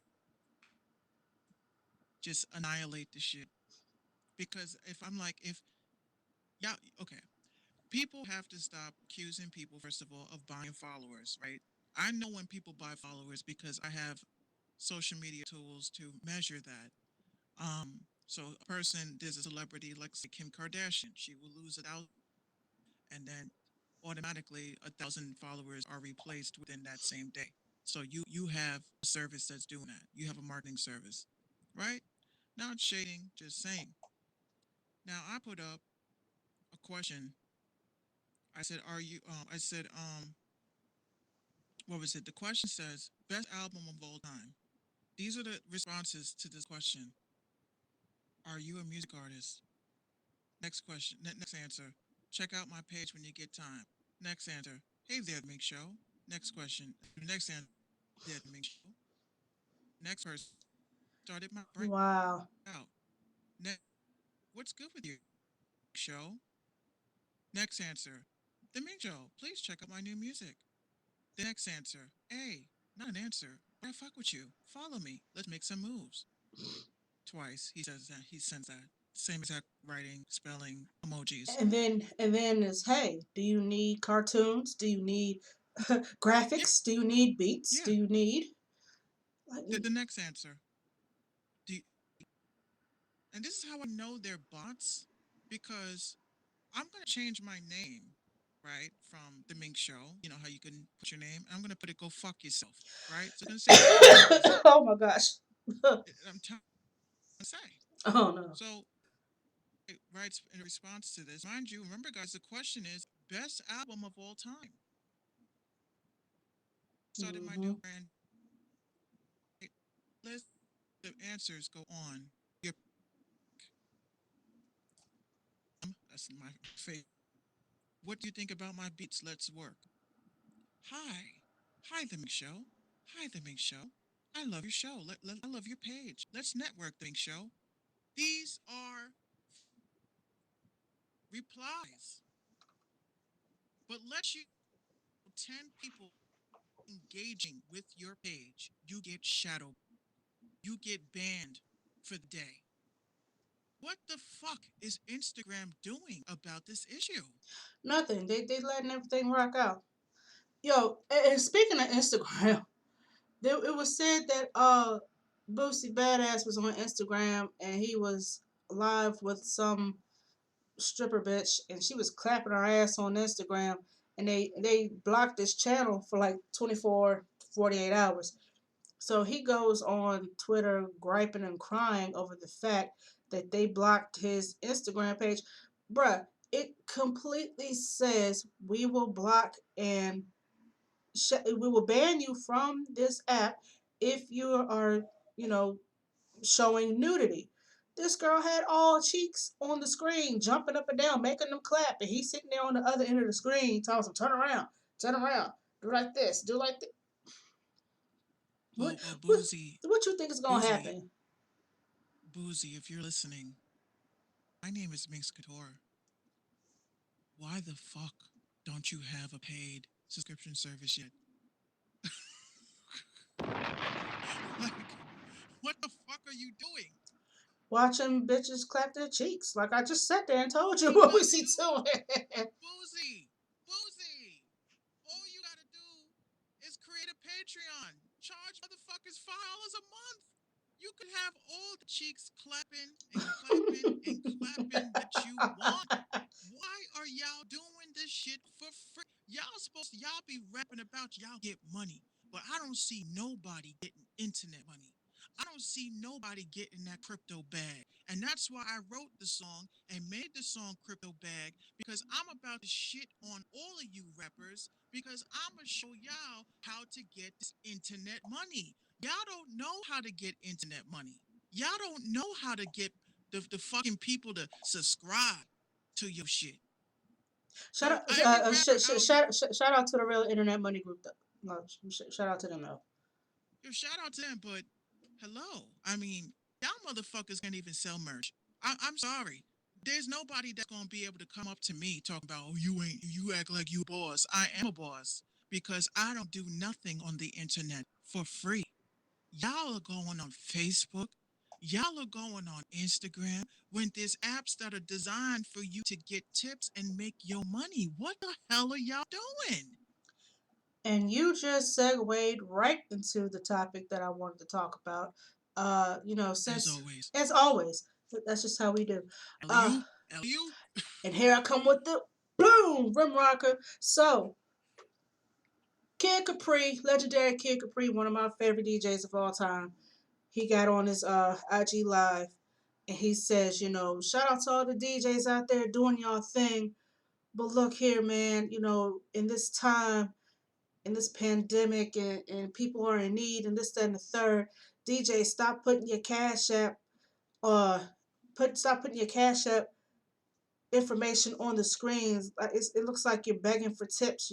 Looks like you're pandering. It looks, you should do this for the people. You should do this for the love because people need, you know, they need some type of uplifting in this time of, and I do, I understand where he's coming from. However, to a lot of DJs, that is their job. That's their bag. That's their primary bread and butter, just like Kid Capri's. Now Kid Capri is also on Sirius XM Fly. So he gets paid. to DJ. However, you got, people like me, you got people like, us locals who really, we don't really have that fan base. So, we, hey, throw the cash app up, make a couple dollars, you good, but it's not required that you, send some money. Mm-hmm. If you do, great, and thank you. But if you don't, thank you for checking out, what I was doing. But he's saying that, DJs you know, that put their Cash App information, while they're mixing. It kind of makes it look like, it makes it look like they're taking advantage of people who are, struggling, that are really, when they're out of a job, they're having a hard time making ends meet. And then you go on a free app and you spend music for 2, 3 hours, and then you're gonna throw up a cash app, like you expect people to pay you for doing something that they could do in their own house, which I do to an extent agree. What are your thoughts? And forever, whoever's listening on Station Head, whoever's tuned in on the apps, for some odd reason my chat stopped working. It asked me for my login information, and I'm scared it's gonna kick me off, so I just cut the chat off. If anybody that's on Minx's side, what do y'all think about, internet DJs putting up their cash app? I mean, is it clout chasing? Is it chasing the Mm, bag, or what do y'all think? what's the problem with that? I agree with that. Steve Jewell, hey, how you doing? Thank you for tuning in. What's up? What's up? Welcome.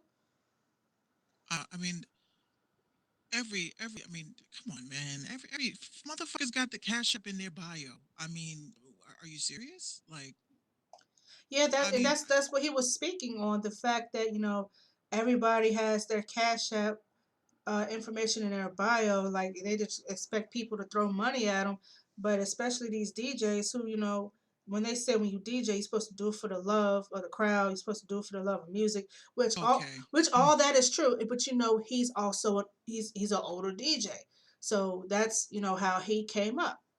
Well, However, listen, bruh. Listen, listen. It's 2020. Okay. Some of us are broadcasters. So this is our bread and butter. This is how we get money. hmm So if a person wants to tip a person $1, I can understand if the DJ is like, okay, y'all got to tip me $20, but y'all got to run what up is my $1? bag. What is $1? What is $1? Like, there's people that go live and I tip them. I literally like live me, for instance, every week I buy like let's say $10 credits. And if there's someone that's interesting or I like them or they're making me laugh or they're making me enjoy their live stream, I'm going to tip them. That's just what you do. So I just think that it's all bitterness because I think that people again are mad because people know how to get the internet bag. So I feel like, we're all going through things, right? hmm So you have content creators that had jobs. This, what we do, podcasting, radio, live stream, even gaming. This is our side money. This is the money that we get just so that we can like fund other things. Maybe like you might be a weed smoker. You don't want to use your 9 to 5 money to buy weed and feel guilty. Right. So, you do your side hustle and you take that money and you buy your weed and shit like that or your shrooms, whatever it is. Jesus. But you never want to invest in your vices with money that you have to pay bills with. So this is what we do to offset things. I'm not saying that I do it, but I do know a lot of people that, they'll sit on Twitch and they'll game and they'll get some tips and they'll use that money to buy more games or whatever. But hmm how dare you come down on people because we knew how to get money online. Yeah. Because it's like people are complaining about shit that's already been going on. People were For a long already time. having For their a long time. yeah, Steve Joel comments, you got to stop thinking what somebody could do for you all the time. What you can do, what can you do for them? Hashtag reciprocity. exactly. I look whenever I somebody is almost like, messed that word up, by the way. I was about to say yeah, reciprocity. I I, was about I to really heard mess it. that word up. Shut up. You hear nothing. Uh, I was waiting for it. It's like, no, you ain't. No. what? What? Reciprocity. Yeah, I got it. Reciprocity.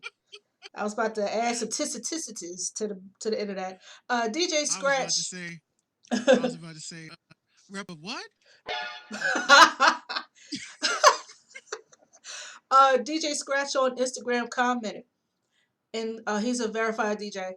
Instead of judging DJs like D Nice, DJ SNS, myself, and others for putting their cash app up, how about doing what I'm doing by tipping the DJs? The cash apps that were sent to me by my followers, I've been sending it to other DJs in need, Kid Capri. Some people can't weather the storm. Some DJs have no money or food because of all the gigs that were canceled, and that's their only source of income. So for you to suggest Exactly. so for you to suggest that they don't put their cash app up is terrible advice. You're entitled to your opinion, but your opinion doesn't match a lot of these out of work DJs' life situations.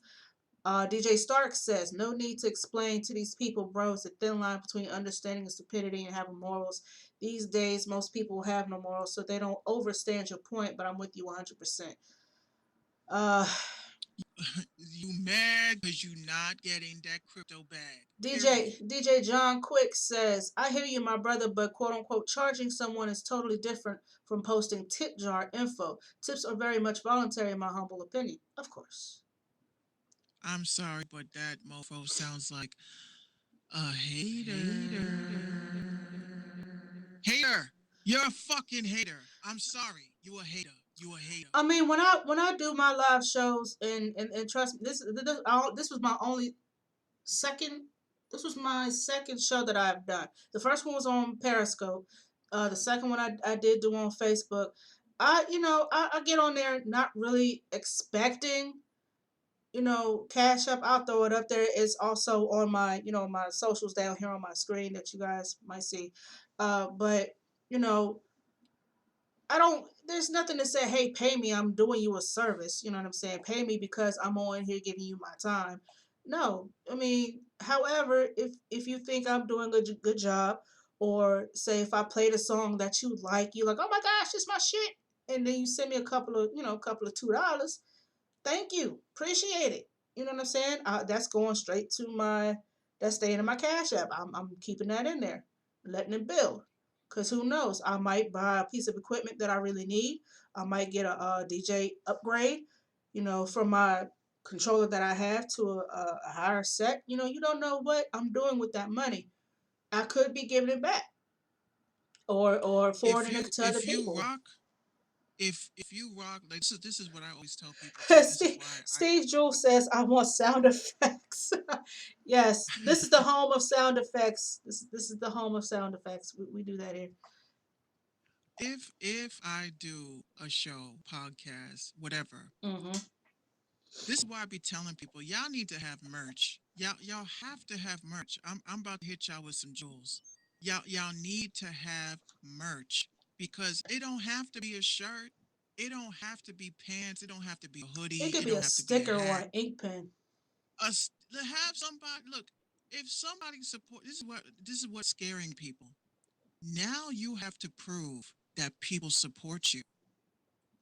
Now you have to prove it Hmm. because your numbers don't mean shit now. 10,000 followers, 4 likes. Okay, that's great. I That's wish I nice. had 10,000 followers. That'd be a little clout chase for me. No, you don't. I keep Said no, telling I y'all don't. don't want to have. Y'all don't want to have 10,000 followers. I have 6,000 followers, right? So 6,000 followers. I put up a post. That post has to go through 6,000 people before it hits the explore page or anywhere else with these hashtags. Hmm. So you don't want that kind. You only want to have 10,000 followers if 10,000 people actually are engaging with your content. Other than that, it's just dead ends. So I personally don't really like agree with, people hit me. I got 34,000 followers. I'm verified and shit, but you only getting 3 likes, 4 likes. People can buy verification badges. So nothing like impresses me anymore because everything can be fabricated. Your whole shit can be fabricated. Hmm. So this is how if you can't get money off of the people that are following you, and I'm not them, but what I'm saying is that what you got to do is you got to offer them something, a giveaway. You know, people come to me all the time, Minx, open store, but nobody's buying it. and I'm not making any sales. What do I do? I'm like, well, who was your first customer? Oh well, I haven't had any customers yet. Um, you're supposed to be your first customer. You're Yeah, always you gotta be supposed to be your first you customer. gotta be a walking billboard. Not even that. People believe in your own product, then people are not going to invest in it. Steve says 1,000 fans giving you $100 each year or 10K fans giving you $10 each year is the same money. Boils down to ego at that point. You're absolutely right. Because the bottom line is this: if I have, let's say, 20 people, like I have 20 Patreon members, right? Well, people don't know if they're paying me $1 a month. They could be paying me $5 a month. They could be paying me $10, $20 a month. It doesn't matter. It's the fact that they said, Minx, I believe in you. I believe in your platform and I want to invest in that. The people that can't afford a monthly subscription says, Minx, you know what? I would rather buy a shirt. But all that shit doesn't matter if you don't believe in it. So as you see, when I do my show, I wear my Minx Radio shirt. So the first thing people hit me up, they're looking to see, yes, the product is real. The Hmm. product is real because I'm wearing it. I'm showing you it exists. And then the people that purchase, I tell them, look, do me a favor. When your hat, pen, pencil, I don't care if it's a phone case, when it comes in, can you do me a favor? Take a picture and send it to me so I can showcase you're a supporter. Now, other people gonna look at it like, damn, I gotta get a shirt now because these mofos buying shirts. It's Hmm. all about the snowball effect. It's a snowball effect. It don't matter if you can't afford, oh, I don't know how to start this. Ask the right questions. I don't mind helping you. But you have to believe in yourself. You have to be the first person. Even if you tell your parents, Mom, Dad, could you buy a shirt? Just a shirt. Or can I buy the shirt and you wear it? This is how you do it. Steve. Steve said my pasty ass will take $100 from 1,000 fans slash likes Slash likes. on Facebook and make more than artists on major labels are making. I'll take that life. Yeah, you look, Not pasty ass Steve. Come on, bro. your streams, let me tell you, your music streams is enough for you to take that money and wipe your ass with it. You're not gonna make money off of streams. Okay? It's not gonna happen.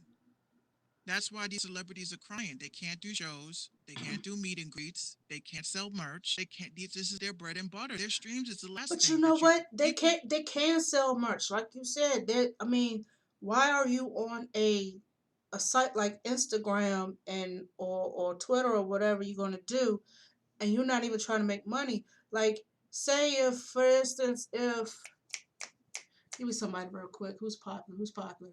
Okay, say if DMX comes out, he said, "Yo, I got a new album coming out. I won't be able to perform anywhere, but here's a copy of, here's some hard copies of my new album. I'll autograph it and hand it out to so many fans. This, that, and the third. I mean, if you got merch and you know how to market that shit, you can make money. Like you said, you can make money on the internet. These these industry artists got that $1 million, they got that $1 million lifestyle, but now that shit's cut short. And that they have the illusion of the military. They have the illusion of that lifestyle because that's not their life. They're let me renting. tell you the dumbest shit. Everything is rent. But let me tell you the dumbest shit I just saw on Instagram about a couple days ago. Gucci Mane's 1017 label just signed this new kid, and he signed for $1 million. And already he's posting up pictures of him flashing stacks of cash. He got A the million check. dollar credit. It's $1 million credit line. This is what artists they think that you sign a record deal. It's a credit line that you're not But actual money. he's on there promoting. He got the chain. He went and got a damn tattoo on his stomach, 1017. This, that, and the third. Him and his homeboys holding up stacks of cash and holding it up. And you only signed for $1 million. You sold yourself for a million, just $1 million. Well, I think that's hilarious because I didn't. I don't understand. quick to sign because it was Gucci. That's why. That's the only reason why he signed. Had it been someone else who was probably willing to teach him the business, not just the music, not just the money, he probably wouldn't have signed. But just for $1 million, you signed for $1 million. If I got $1 million record deal right now, nobody would know because I'm not in the business of flashing. Because and I don't mean this, I don't say this to sound cocky, but I've actually handled Right? Don't take certain it. accounts. I've Exactly. handled Don't accounts. take it. I've handled accounts in real estate, escrow checks amounting up to $10 million, like literally going to Chase Bank to drop off a check for a client that closed, holding $10 million check in my hand. So I don't really get that aroused over a couple of million. But to the people that have never experienced it, never had money like that, I understand the shock. Yeah, you could buy whatever the fuck you want, but it is a loan that you must pay back plus interest. And Hmm. if you don't pay that back, you will be in that 360 forever. And when I say forever, it's a generational thing. They will tack on to everything that you do. So these kids are thinking, they want a record deal and stuff. No, don't enter into any record, enter into partnerships.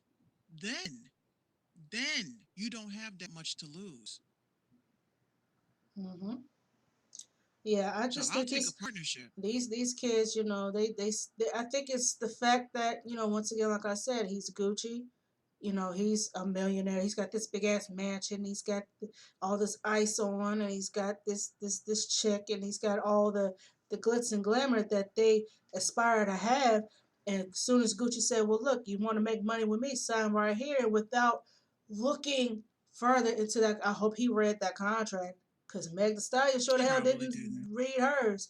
But I hope they took the time to break that down. Like, look, this is what this means. Do. Which, like you said, I doubt they I'll did tell you, that. he probably had his own lawyers look at that shit and tell him, son, it's a good deal. It's a great deal. Steve says you've got to be there. He's clapping in between. You've got to be the turtle in this race, not the rabbit. I gotta I gotta follow him. Yeah, Steve, take hey, give me 2 seconds and a follow. Just do that. I like you. I'm follow. I Yeah, gotta follow him yeah, because you got to follow he, for he me. he knows. He's educated. He knows. Did you enjoy the He claps in knows. between? I mean, you got it. That's how he wrote it down. You've got to be the turtle in this race, not the end. Oh, he wants to get on the mic. Go ahead, come on up.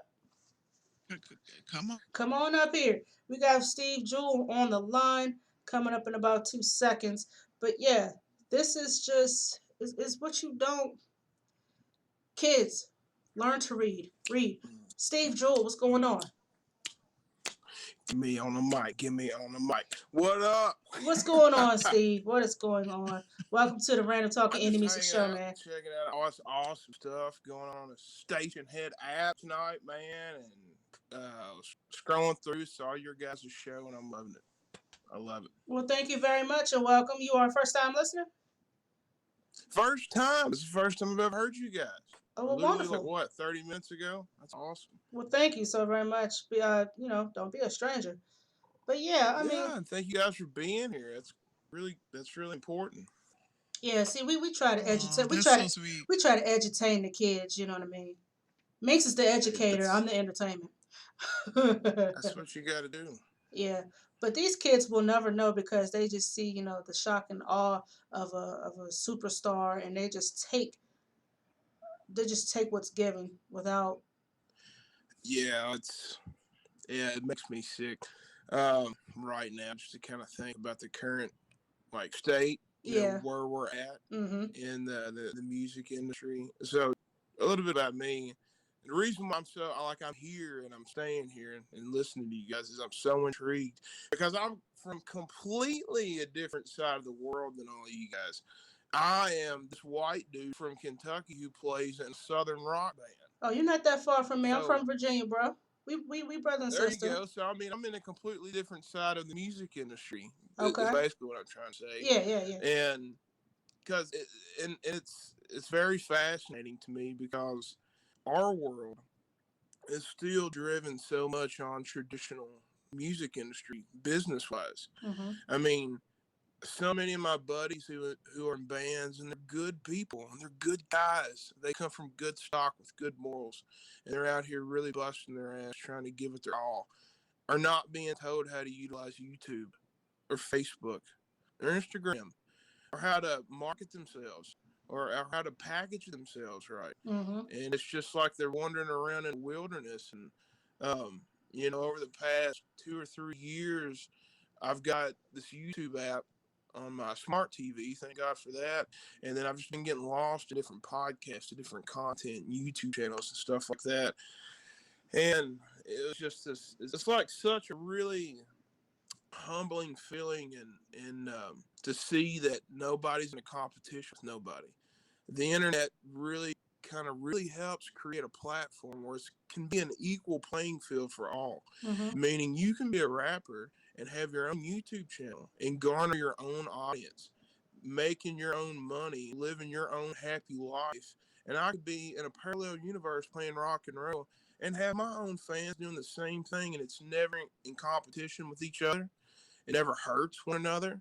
And there's so much mental health in the music industry across the board in all genre that I think is what's holding so many people up right now, and so many artists up right now, from entering into this modern renaissance of music that I think we're about to enter in, across the whole entire board. Meaning, when I see people like, and I mean, I'm a Southern rock guy. I come from the Southern rock background, but I'm hearing about, God, I'll think of his name in a minute. I just went blank. This kid who's a rapper. He pretty much got discovered and blew up off of SoundCloud. Um, I'll think of him in a minute. I think he just recently won a Grammy, and from my Oh, understanding, he Post Malone. not Post Malone. I'll think of it in a minute. Apparently, it was Was it Lil Nas X? someone who Was it Lil Nas X? Chance the Rapper. could have been, could have been. I can't remember, but the person I'm talking about, I don't think they ever opted in after they blew up and were doing well. They never opted in. I don't think to sign to a label or manage or anything. Oh. And they're literally smart, and they're just literally taking money from the left hand, giving it to the right. I can't remember who that person is. I was reading about it the other day. I think it's Chance the Rapper because he's the only Chance the one. Rapper. That's it. Yeah, Okay. that's him. Yeah, There's so you many got like into him.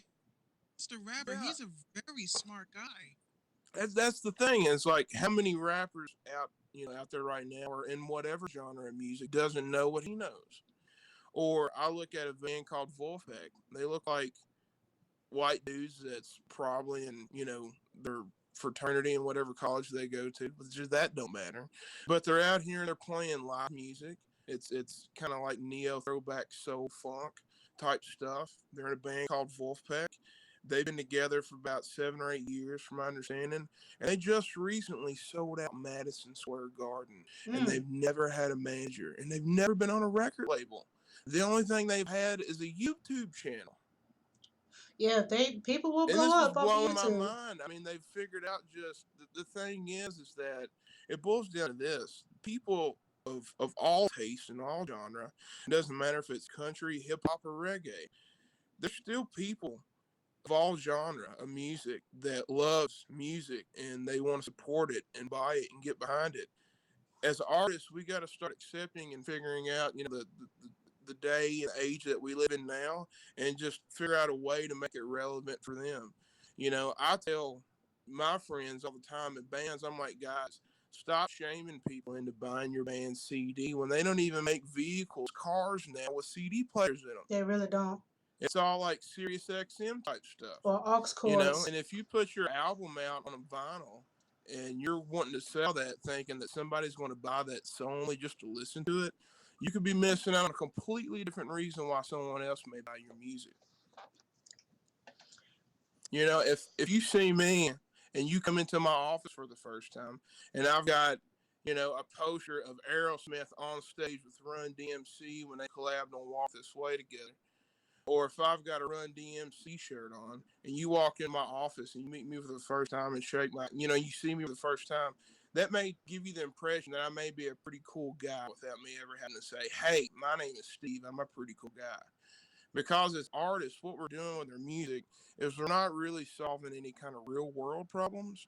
We're solving existential problems. Meaning, if you're an artist and you sing about peace and love, you're probably going to attract and garner a fan base that just so happens to care about peace and love as well. So really, all you got to do is be yourself because your fans are more like you than what you don't realize. Hmm. That is true. And I think That is definitely I think true. another rapper, I think the one you might have been talking about was Roddy Rich. He just recently won that Grammy. Yeah, Yeah, Oh It yeah, was yeah, Roddy yeah, yeah. Rich. Yeah, yeah, Roddy knows a little more about the business at his young age than some of the older cats know, and he's right. very wise. But see, what's so fascinating to me is, coming from the rock and roll world, you don't see just a lot of rock and roll artists across the board utilizing the internet like I'm seeing artists do it in the hip hop world and the rap world or whatever. And a lot of these artists are just killing it on their YouTube channels and Spotify and stuff like that. And I'm like, man, why is the rock and roll world kind of behind the times a little bit on that? Why are we still thinking the way to go is to sell a CD and try to get your music on radio? Hmm. Right. When that's maybe not necessarily where the audience is anymore. And I And think that's the thing. talk, I talk to a lot of alternative rock artists, and Yeah. they all they all feel the same way. There really isn't that much of a large support. I which I was very happy to find out. There's a lot of different stations, not necessarily on station head, but worldwide because I'm always networking. That there Mhm. are stations geared towards the rock element, and they do exist. We just have to find them. We just have to find Yeah. where they are. Yeah. I don't know. It's just, I guess from my perspective, I'm not even really to even put a label on it, not even to really look at it as rap or rock and roll. I'm just seeing artists, just artists as a whole, right now in this day and age, in this digital day and age that we live in, really utilizing the internet in the best possible ways to really add value to people's lives with their content, with their music, and it's a very inspiring time. I think right now it's very Hmm. inspiring for me.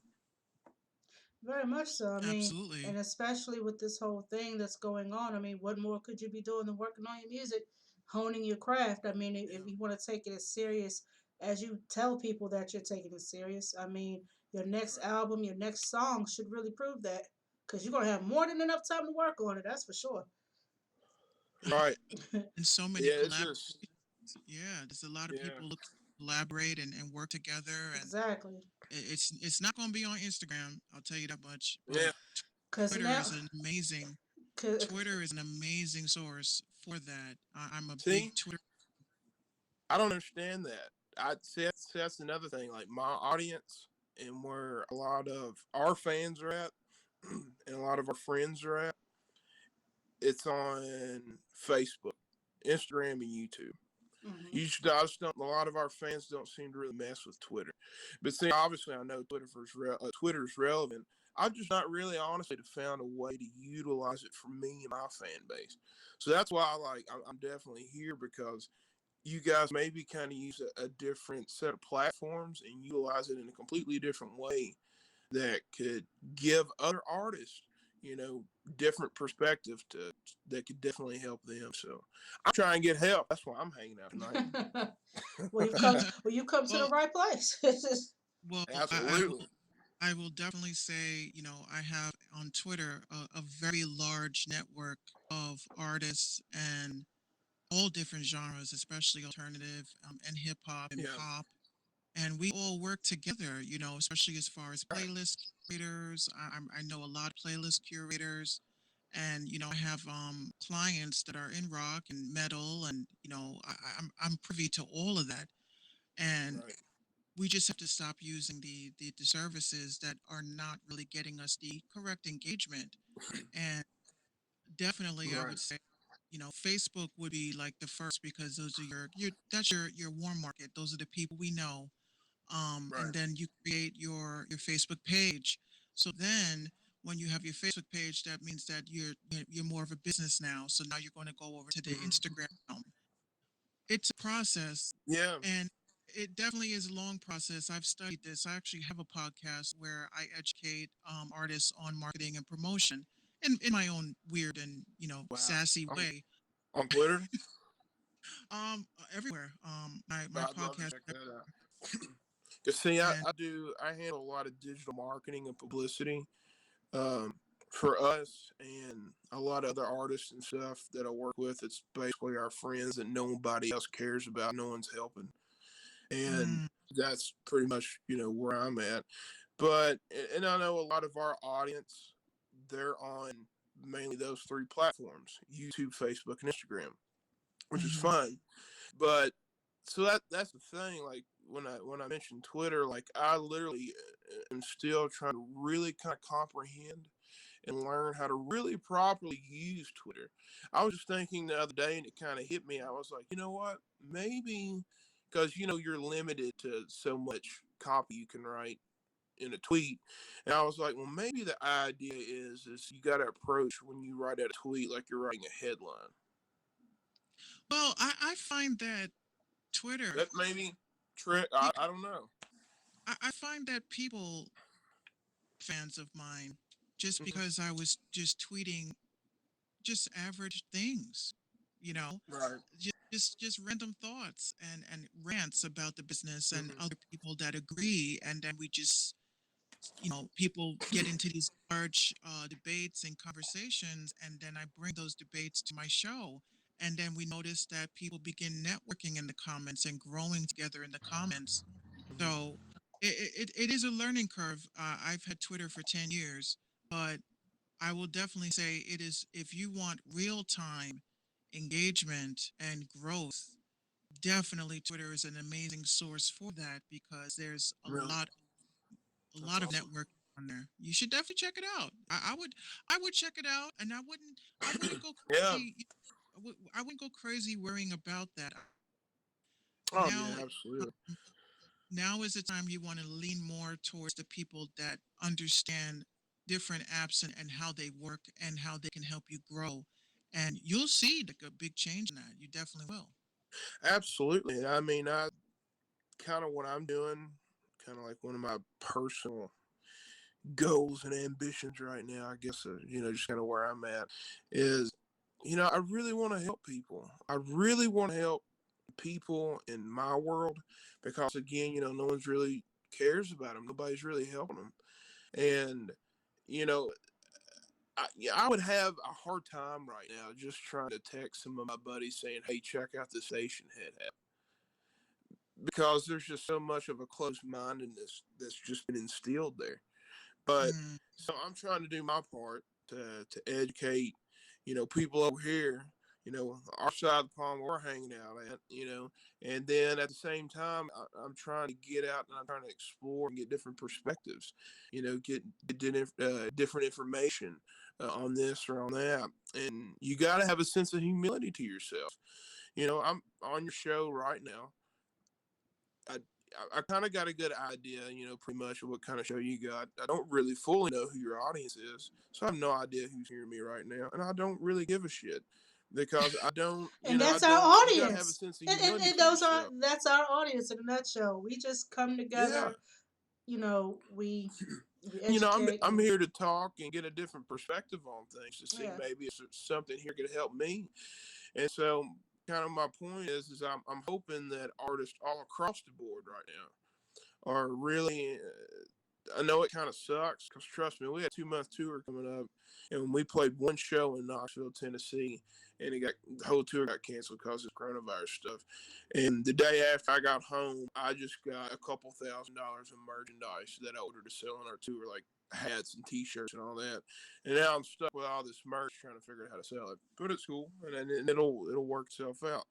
But Well, you've I'm definitely come to the hoping. right So I place mean, we're all kind of because, being inconvenienced right now, but I hope we can take it and flip it and make it like a glass half full type perspective instead of half empty type thing. Meaning, I hope we can take this time to utilize to educate ourselves and get a different maybe perspective on things. And just simply that. I'm on this station head app, tuned into your guys' show, talking to people that may come from a different world than me, as far as, me being a rock and roll band, and you guys knowing more about, with hip hop and rap and everything. But it's awesome. I'm so interested and I'm so intrigued of learning something new that I could possibly use with my band that could help us add value to our fans, which in exchange will come back, I believe, tenfold and add value to us. Oh, well, definitely. We're here for that. We are This is definitely what here we for do. Yeah, that. We are here Monday through Friday, 7 p.m. to whenever we stop talking. And if you do have music, Steve, please feel free to drop a request. I'm telling you, we're mainly rap and hip hop, but I mean, we play pretty much anything these days. Because I mean, like people say, if you're gonna love music or respect music, I get down with all genres. If it sound good, I got a little yeah, bop to it, I'm down. So please, yeah, don't be afraid to drop a track request or two. You want to bring your Yeah, and friends on? Yeah, do that.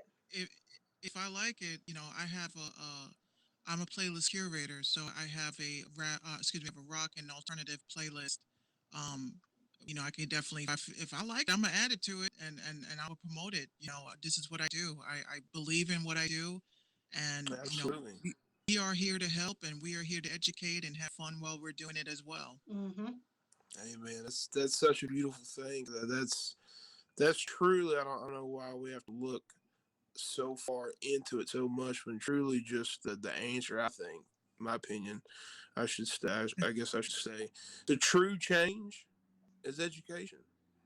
Right. I mean, you gotta want to learn. You gotta want to learn as well. I mean, That's true. That's with very Minx, true. You gotta want to learn. Minx is so knowledgeable about the music business, and she takes a lot of her time throughout the day to research things like that because people like you come along and you say, "Hey, I got a box full of merch and I don't know how to market it." Well, you come to the right person because she has the merch that she sells and she knows how to market it and she can help you with that. You know what I'm saying? And Right. Yeah. everybody's, as long as we can provide a service for the upcoming, artists. This is what we're here for. This is basically the basis of our show is to try to educate the up and coming artists and promote their music, show them support. And other than that, we just sit here, kick it, shoot the shit, and have a good time, laugh and joke and play sound Yeah, effects. That's that's just what we awesome. do in a nutshell. Yeah. I That's mean, just what we do. nonetheless, at the least, just sharing different perspectives with people, and maybe it can add value and help somebody out. Exactly. Well, Steve, Yeah, I because really it's just. go ahead. Oh, I'm sorry. Go ahead. No, no, no. Finish your sentence because we have to wrap this up in a minute. I was gonna say it's I don't know. It's just so dumbfounding to me sometimes just to really see when you really stop and listen. You know, truly listen to people and really take it in because a lot of times when we're guilty a lot of times when people are talking that you're not truly listening to them because you're so much thinking about your next reply you're getting ready to say. And so when you understand things like that, it's the whole psychological aspect of just different things like that. I truly took in consideration one time this comment that I seen on Facebook because I'm in a couple different groups like marketing and music business stuff and whatnot. And there was this artist, I think they were a hip hop artist. This blew my mind. They made a comment in this group and they said, "Well, how do I know when I'm ready to tour?" And that Mm, completely blew my mind because that is a good question. you're, that's How a do you great know? question. That's a great question. Cause Fantastic some of these question. artists come out But here with two nobody's asking songs. across the entire board. Yeah, they come You out with know, two I songs and got ready to go buddies on of tour. mine that are asking me because we tour Europe, we tour multiple countries a year, and they're asking me like, "Can you hook me up with your agent or blah blah blah?" And I'm like, "Bro, man, like, can you really even sell 20 tickets at €5 a head in Germany anywhere?" That's a good question. Because it really does boil down to a lot of dollars and cents now. And so this young artist was asking, "How do I know when it's time to tour?" And so the flip side to us, it was always, find some people to jam with, basically collab with, start a band or whatever, and then just go start booking shows, at the local, pizzeria down the street that happens to have a stage or the bar or whatever. And then you just get out and you do it that way. And but see, I'm seeing the reverse of it and this is what's been so eye opening and liberating me, and what's just really helped me is I'm seeing that a lot of people in the hip hop world and the rap world are approaching it completely different. They're like putting out content, music, getting buzz, uh, generate off of that. And then, a lot of them, some of them now are even working with digital marketers and everything to start garnering and growing and scaling an audience for them in select cities. And then they go book a tour. I'm like, Mm. that's makes completely 100% sense. And to be quite frank, I was like, why in the hell is no one telling us this? We were on a booking agency, Right. and our booking agency told us to our face we were sleeping in a van in negative 20-degree weather in Iowa a year ago. Mm. Eating Pop Tarts that we found in the back seat from 2 tours ago. Yo, you know, that's a grind and right there. our That's a struggle. our booking agent was standing there with his wife, and he had the audacity. I deal with these people every day, so it's nothing to me. But the other three guys in my band don't. And I was like, well, I want to let this be a teaching moment for them. And he told me, he said, if you truly, because he had booked us some stuff and it not had been ideal. And this was the first time we ever got to meet him face to face. He booked us where he lives at. And he knew, because I'd done already sending him reports that we were pretty much not happy with the shows and everything that he was booking us. And so basically, his brainwashing speech to try to keep us at bay was, this is just how it is. If you really want to make this work, you need to just give up everything you got, because, the other three guys are married. Our singer has 2 kids, Mm. both with mentally challenged disabilities. Both of his children do. I'm with the same woman I've been with for 7 years. We can't even afford to have a wedding. And, she's so much to me. And he sat there and had the audacity to tell us that if you really want this to work, you got to give up everything you got, leave your wives, and just go live in a van and starve and figure it out for a couple Oh, of years. absolutely Wander not. around in the wilderness, and then that's how you figure out who's going to sink or swim. Oh, absolutely not. That's how you filter it, I Now guess. I don't now know. who told him that to tell that to you guys? Well, there's just been so much. Just because how something may work back in 1970, bro, don't mean that's how it works in 2020. Absolutely not. I never would have You know, listened to him. and I'm sure there was some degree to what he was saying. He was being a little bit full of piss and vinegar, and he probably knew that he was just being a little extra trying to sell it. Mm-hmm. And I get it, because I guess it was pretty much a test, maybe, to seeing how green we really were, how much we really knew. But we're very blessed to come where we come from, because he didn't know 5 minutes from my house is a Grammy Award winner who's also got other accolades and awards that's been so gracious to share their wisdom of the music industry with us, and it saved us a lot. But yeah, he didn't know we knew all that. We came from all that stuff. And but at the end of the day, it boiled down to moral intent. There's no way in hell we're gonna leave our wives just to go. Eat How many two-year-old nights Pop we Tarts. slept in a Nobody's van gonna leave their freezing wife for to death, that. wondering like, what the hell am I doing? I've got a warm bed at home. Right. Yeah, You know what I mean? yeah. Nobody's gonna sit there and eat 2-year-old Pop Tarts out of a van just to no, no, no, no, no, no, no. Nope. Yeah. And then so you gotta understand, like, I'm not really trying to convey this or that. per se, just sharing a little bit of my story and background, nonetheless, so you understand when I see a comment and I see this hip hop artist and they're saying, "How do I know when I'm ready to tour?" Like that completely hit me in the head like a sledgehammer.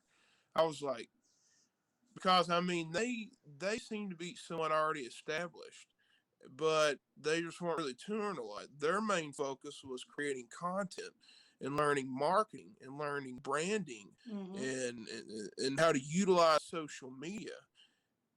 And that's just not being taught in our world. That's just no.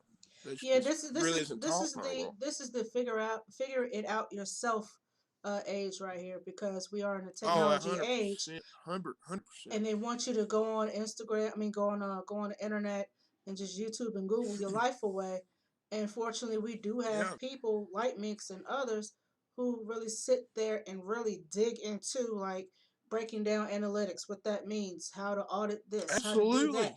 Psychographics Yeah, and demographics, nobody all that really want stuff. see, and this is the problem with a lot of artists, especially in the rap genre. They don't want to hear about analytics. They don't want to hear about. They just want to know, how do I perform? How do I Yeah, make money? Begin game, I end mean, game. They don't want to hear about the in yeah. between stuff. And Like I got that's buddies. It would take me like it would be a learning curve that they would have to learn how to get over just to learn how to pronounce it and spell the word analytics or psychographics. yikes. Yeah, yeah, alone to try to Yikes. explain to them what it is and then how to utilize it and then how to implement it and And Yeah. how then to they build want an you to, and infrastructure off of it. then they want you to hold their hand through the entire process. And, Yeah, God forbid. yeah, but I get it. I'm a people person at the end of the day. Like I understand it, and I was thinking about the other day. It kind of I thought about a verse that comes out of the Bible that says, "My people are destroyed for the lack of knowledge." Hmm. It's like if you never even been taught or had any kind of skill sets instilled in you how to learn, Hmm. then how can you be expected to kind of really, even really scale or grow or even sustain anything that you got? You know what I mean? I feel like in a lot That's of very ways it's true. kind of gotten to that point. That's true. And I Well, got some people like I'll talk to like thank God you guys are nice to me.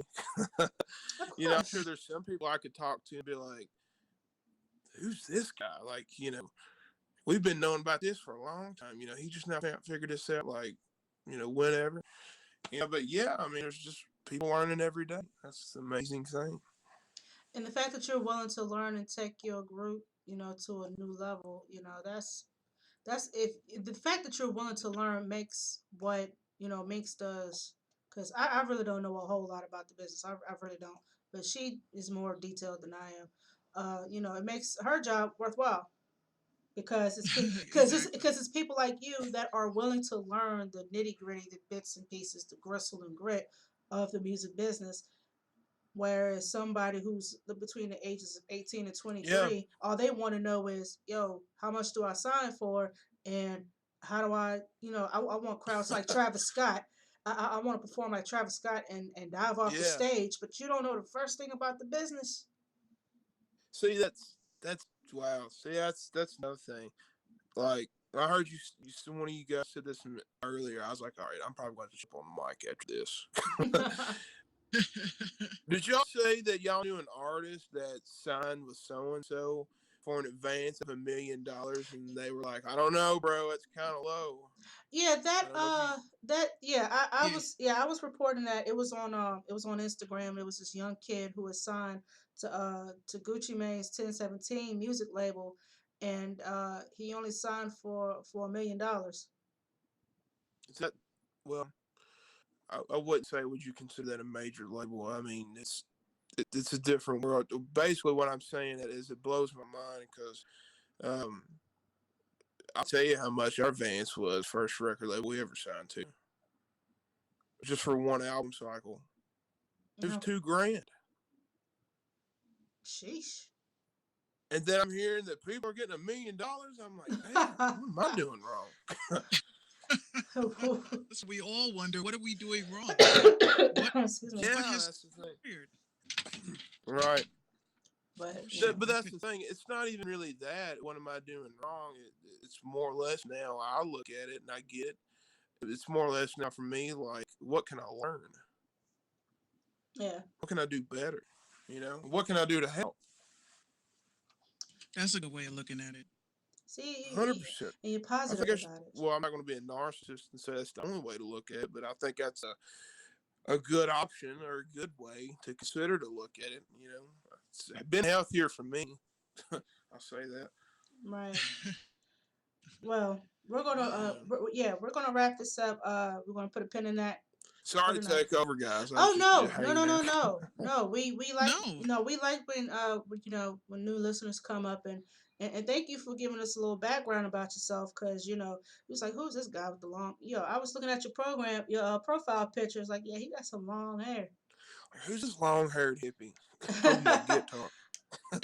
And it hit you He with got the and all it the hit you with the see-through shoes howdy on. and it hit you with the howdy. I'm like yeah he from the south. Yeah. He hit you with the howdy and Hey, my and pasty ass. I'm like, yep, it's he from the south.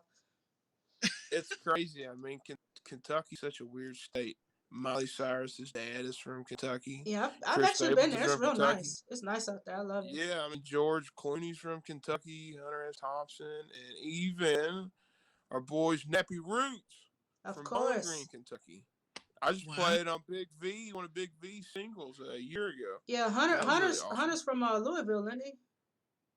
Yeah. Oh man. And Muhammad Ali's from Louisville, Kentucky. Yeah, I took a picture of his they got a building named after him. Yeah. Yeah, yeah. Kentucky's Kentucky's a really nice. beautiful state. That I don't think sometimes maybe us as Kentuckians kind of take for granted, but it's so cultured in a lot of ways. Kind of when you think about it, oddly enough, and it's so diverse, and I really love that. We've got Miley Cyrus's dad to our hillbilly band that plays hillbilly love music is what I call it. Uh That comes from Kentucky. To oh. Johnny Depp, he's from Kentucky. So there Show you go. is. Well, he's good looking stuff. Anyway, Crazy. we're gonna go ahead and end the show tonight. Steve, I really thank you for coming up and chopping it up with us. Please do not, be a stranger. You're welcome back anytime. Yeah, likewise. Y'all come see us sometime. Absolutely. You willing to We're over here in Kentucky after we get past this Corona stuff. Minx, you ready to drive from New York to Kentucky? We, Oh we will. God, I've made that drive a lot of times. We drove from Vermont to Kentucky Ooh. after a show one time, and that was horrible. Uh, mm, Yeah, it yikes. was a long drive. Yeah, that was nice and tiring. All right, Yeah, oh folks. man. We Thank gonna you guys for having me. I hope you guys and your audience, may you guys be blessed. thank you, You Steve. We too, really appreciate it. Steve. Give us a couple seconds. Go ahead and hit that follow button if you're a new listener. Also, we will be here. What is tomorrow? Tomorrow's like February, March the 85th. Like I don't even know what day it is anymore. We're gonna be back It would to be April April Fool's Day. Fool's Day. Yeah, show up to station head and we ain't got a show, and y'all really be like, what happened? No, but we will be here tomorrow at 7 p.m. for more random talk, more indie music, and more shenanigans, just like we like it, cause we give it to you every night, don't we, Mix? Man, Absolutely. I gotta say, I know she didn't just leave me high and dry. Hold on now. I was drinking my water. You drinking water. All right, well, I'm gonna give you two tracks tonight, ladies and gentlemen. Yesterday we had a artist spotlight on a friend of mine. His name is Laraj. Uh, got a lot of positive comments on his songs. I'm gonna play two tonight. Work on Me and Ignition, his brand new track Ignition, and all of his music is on Spotify and most DSPs. Please check him out. That's capital L, lowercase Leraj. Please check them out. Support your local artists, your DJs, your photographers, your graphic designers, people like me, people like Minx, people like Steve.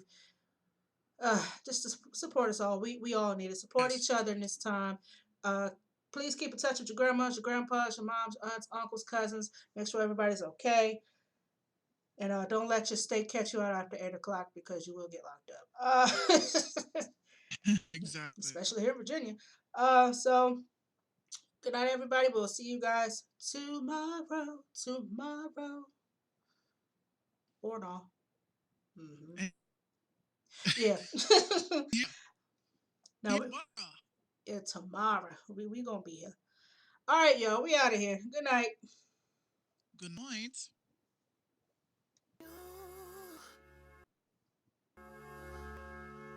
So unconditional. Can't take that from you. Never take that from you, baby.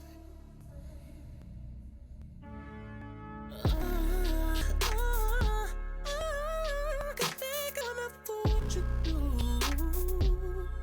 I can't take that from you. Never take that from you.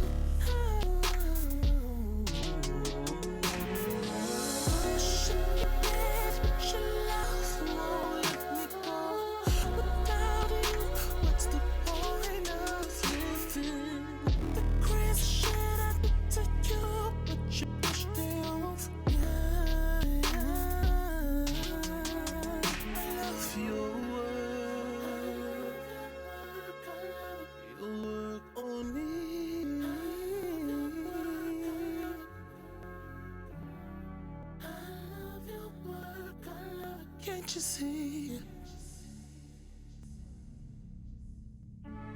I'm striving to be your plug, cause I don't wanna let you down when my mind's in a trap. Girl, your hustle can always push me out. Once again, you say me. Shake your head, but your love won't let me go. Without you, what's the point of living? The crazy shit I did to you, but you pushed it off. I love your work. I love your work on me. Links. Man, you already know who it is. Jackson and EGB on the mic. Yo, Man, Brandon, I think I'm feeling good today, man. I think I'm going on this thing. alright. You dig? Let go. Yeah.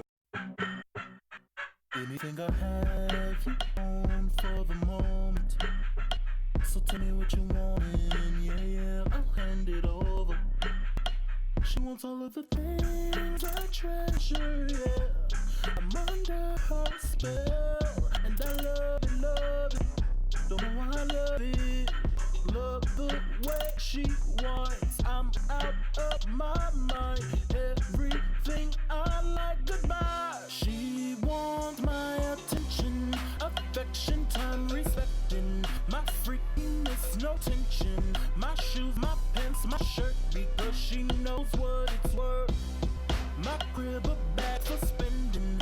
The love that she ain't getting. She claim it's a one-time thing, oh. I'm like, yo, take my keys, stick 'em in your ignition. I don't normally do this, baby. Take control of the gears, make sure you switch the position.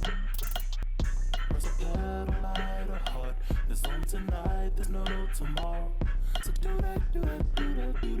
Start the ignition. Now let's take off. Big ballin' with me things, yeah. She don't only make her feel like a queen, yeah. Give her money, she want that climax. I'ma let her get it. She loves speed, so I'ma let her feel. I'm a smooth operator. I'ma let her love what I've got. I'm a smooth operator.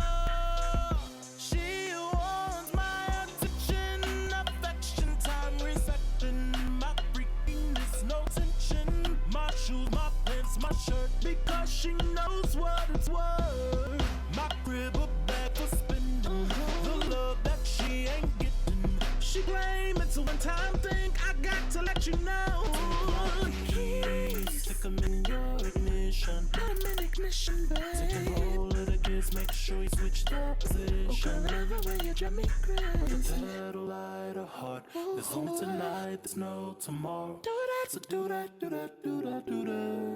Give me my keys back.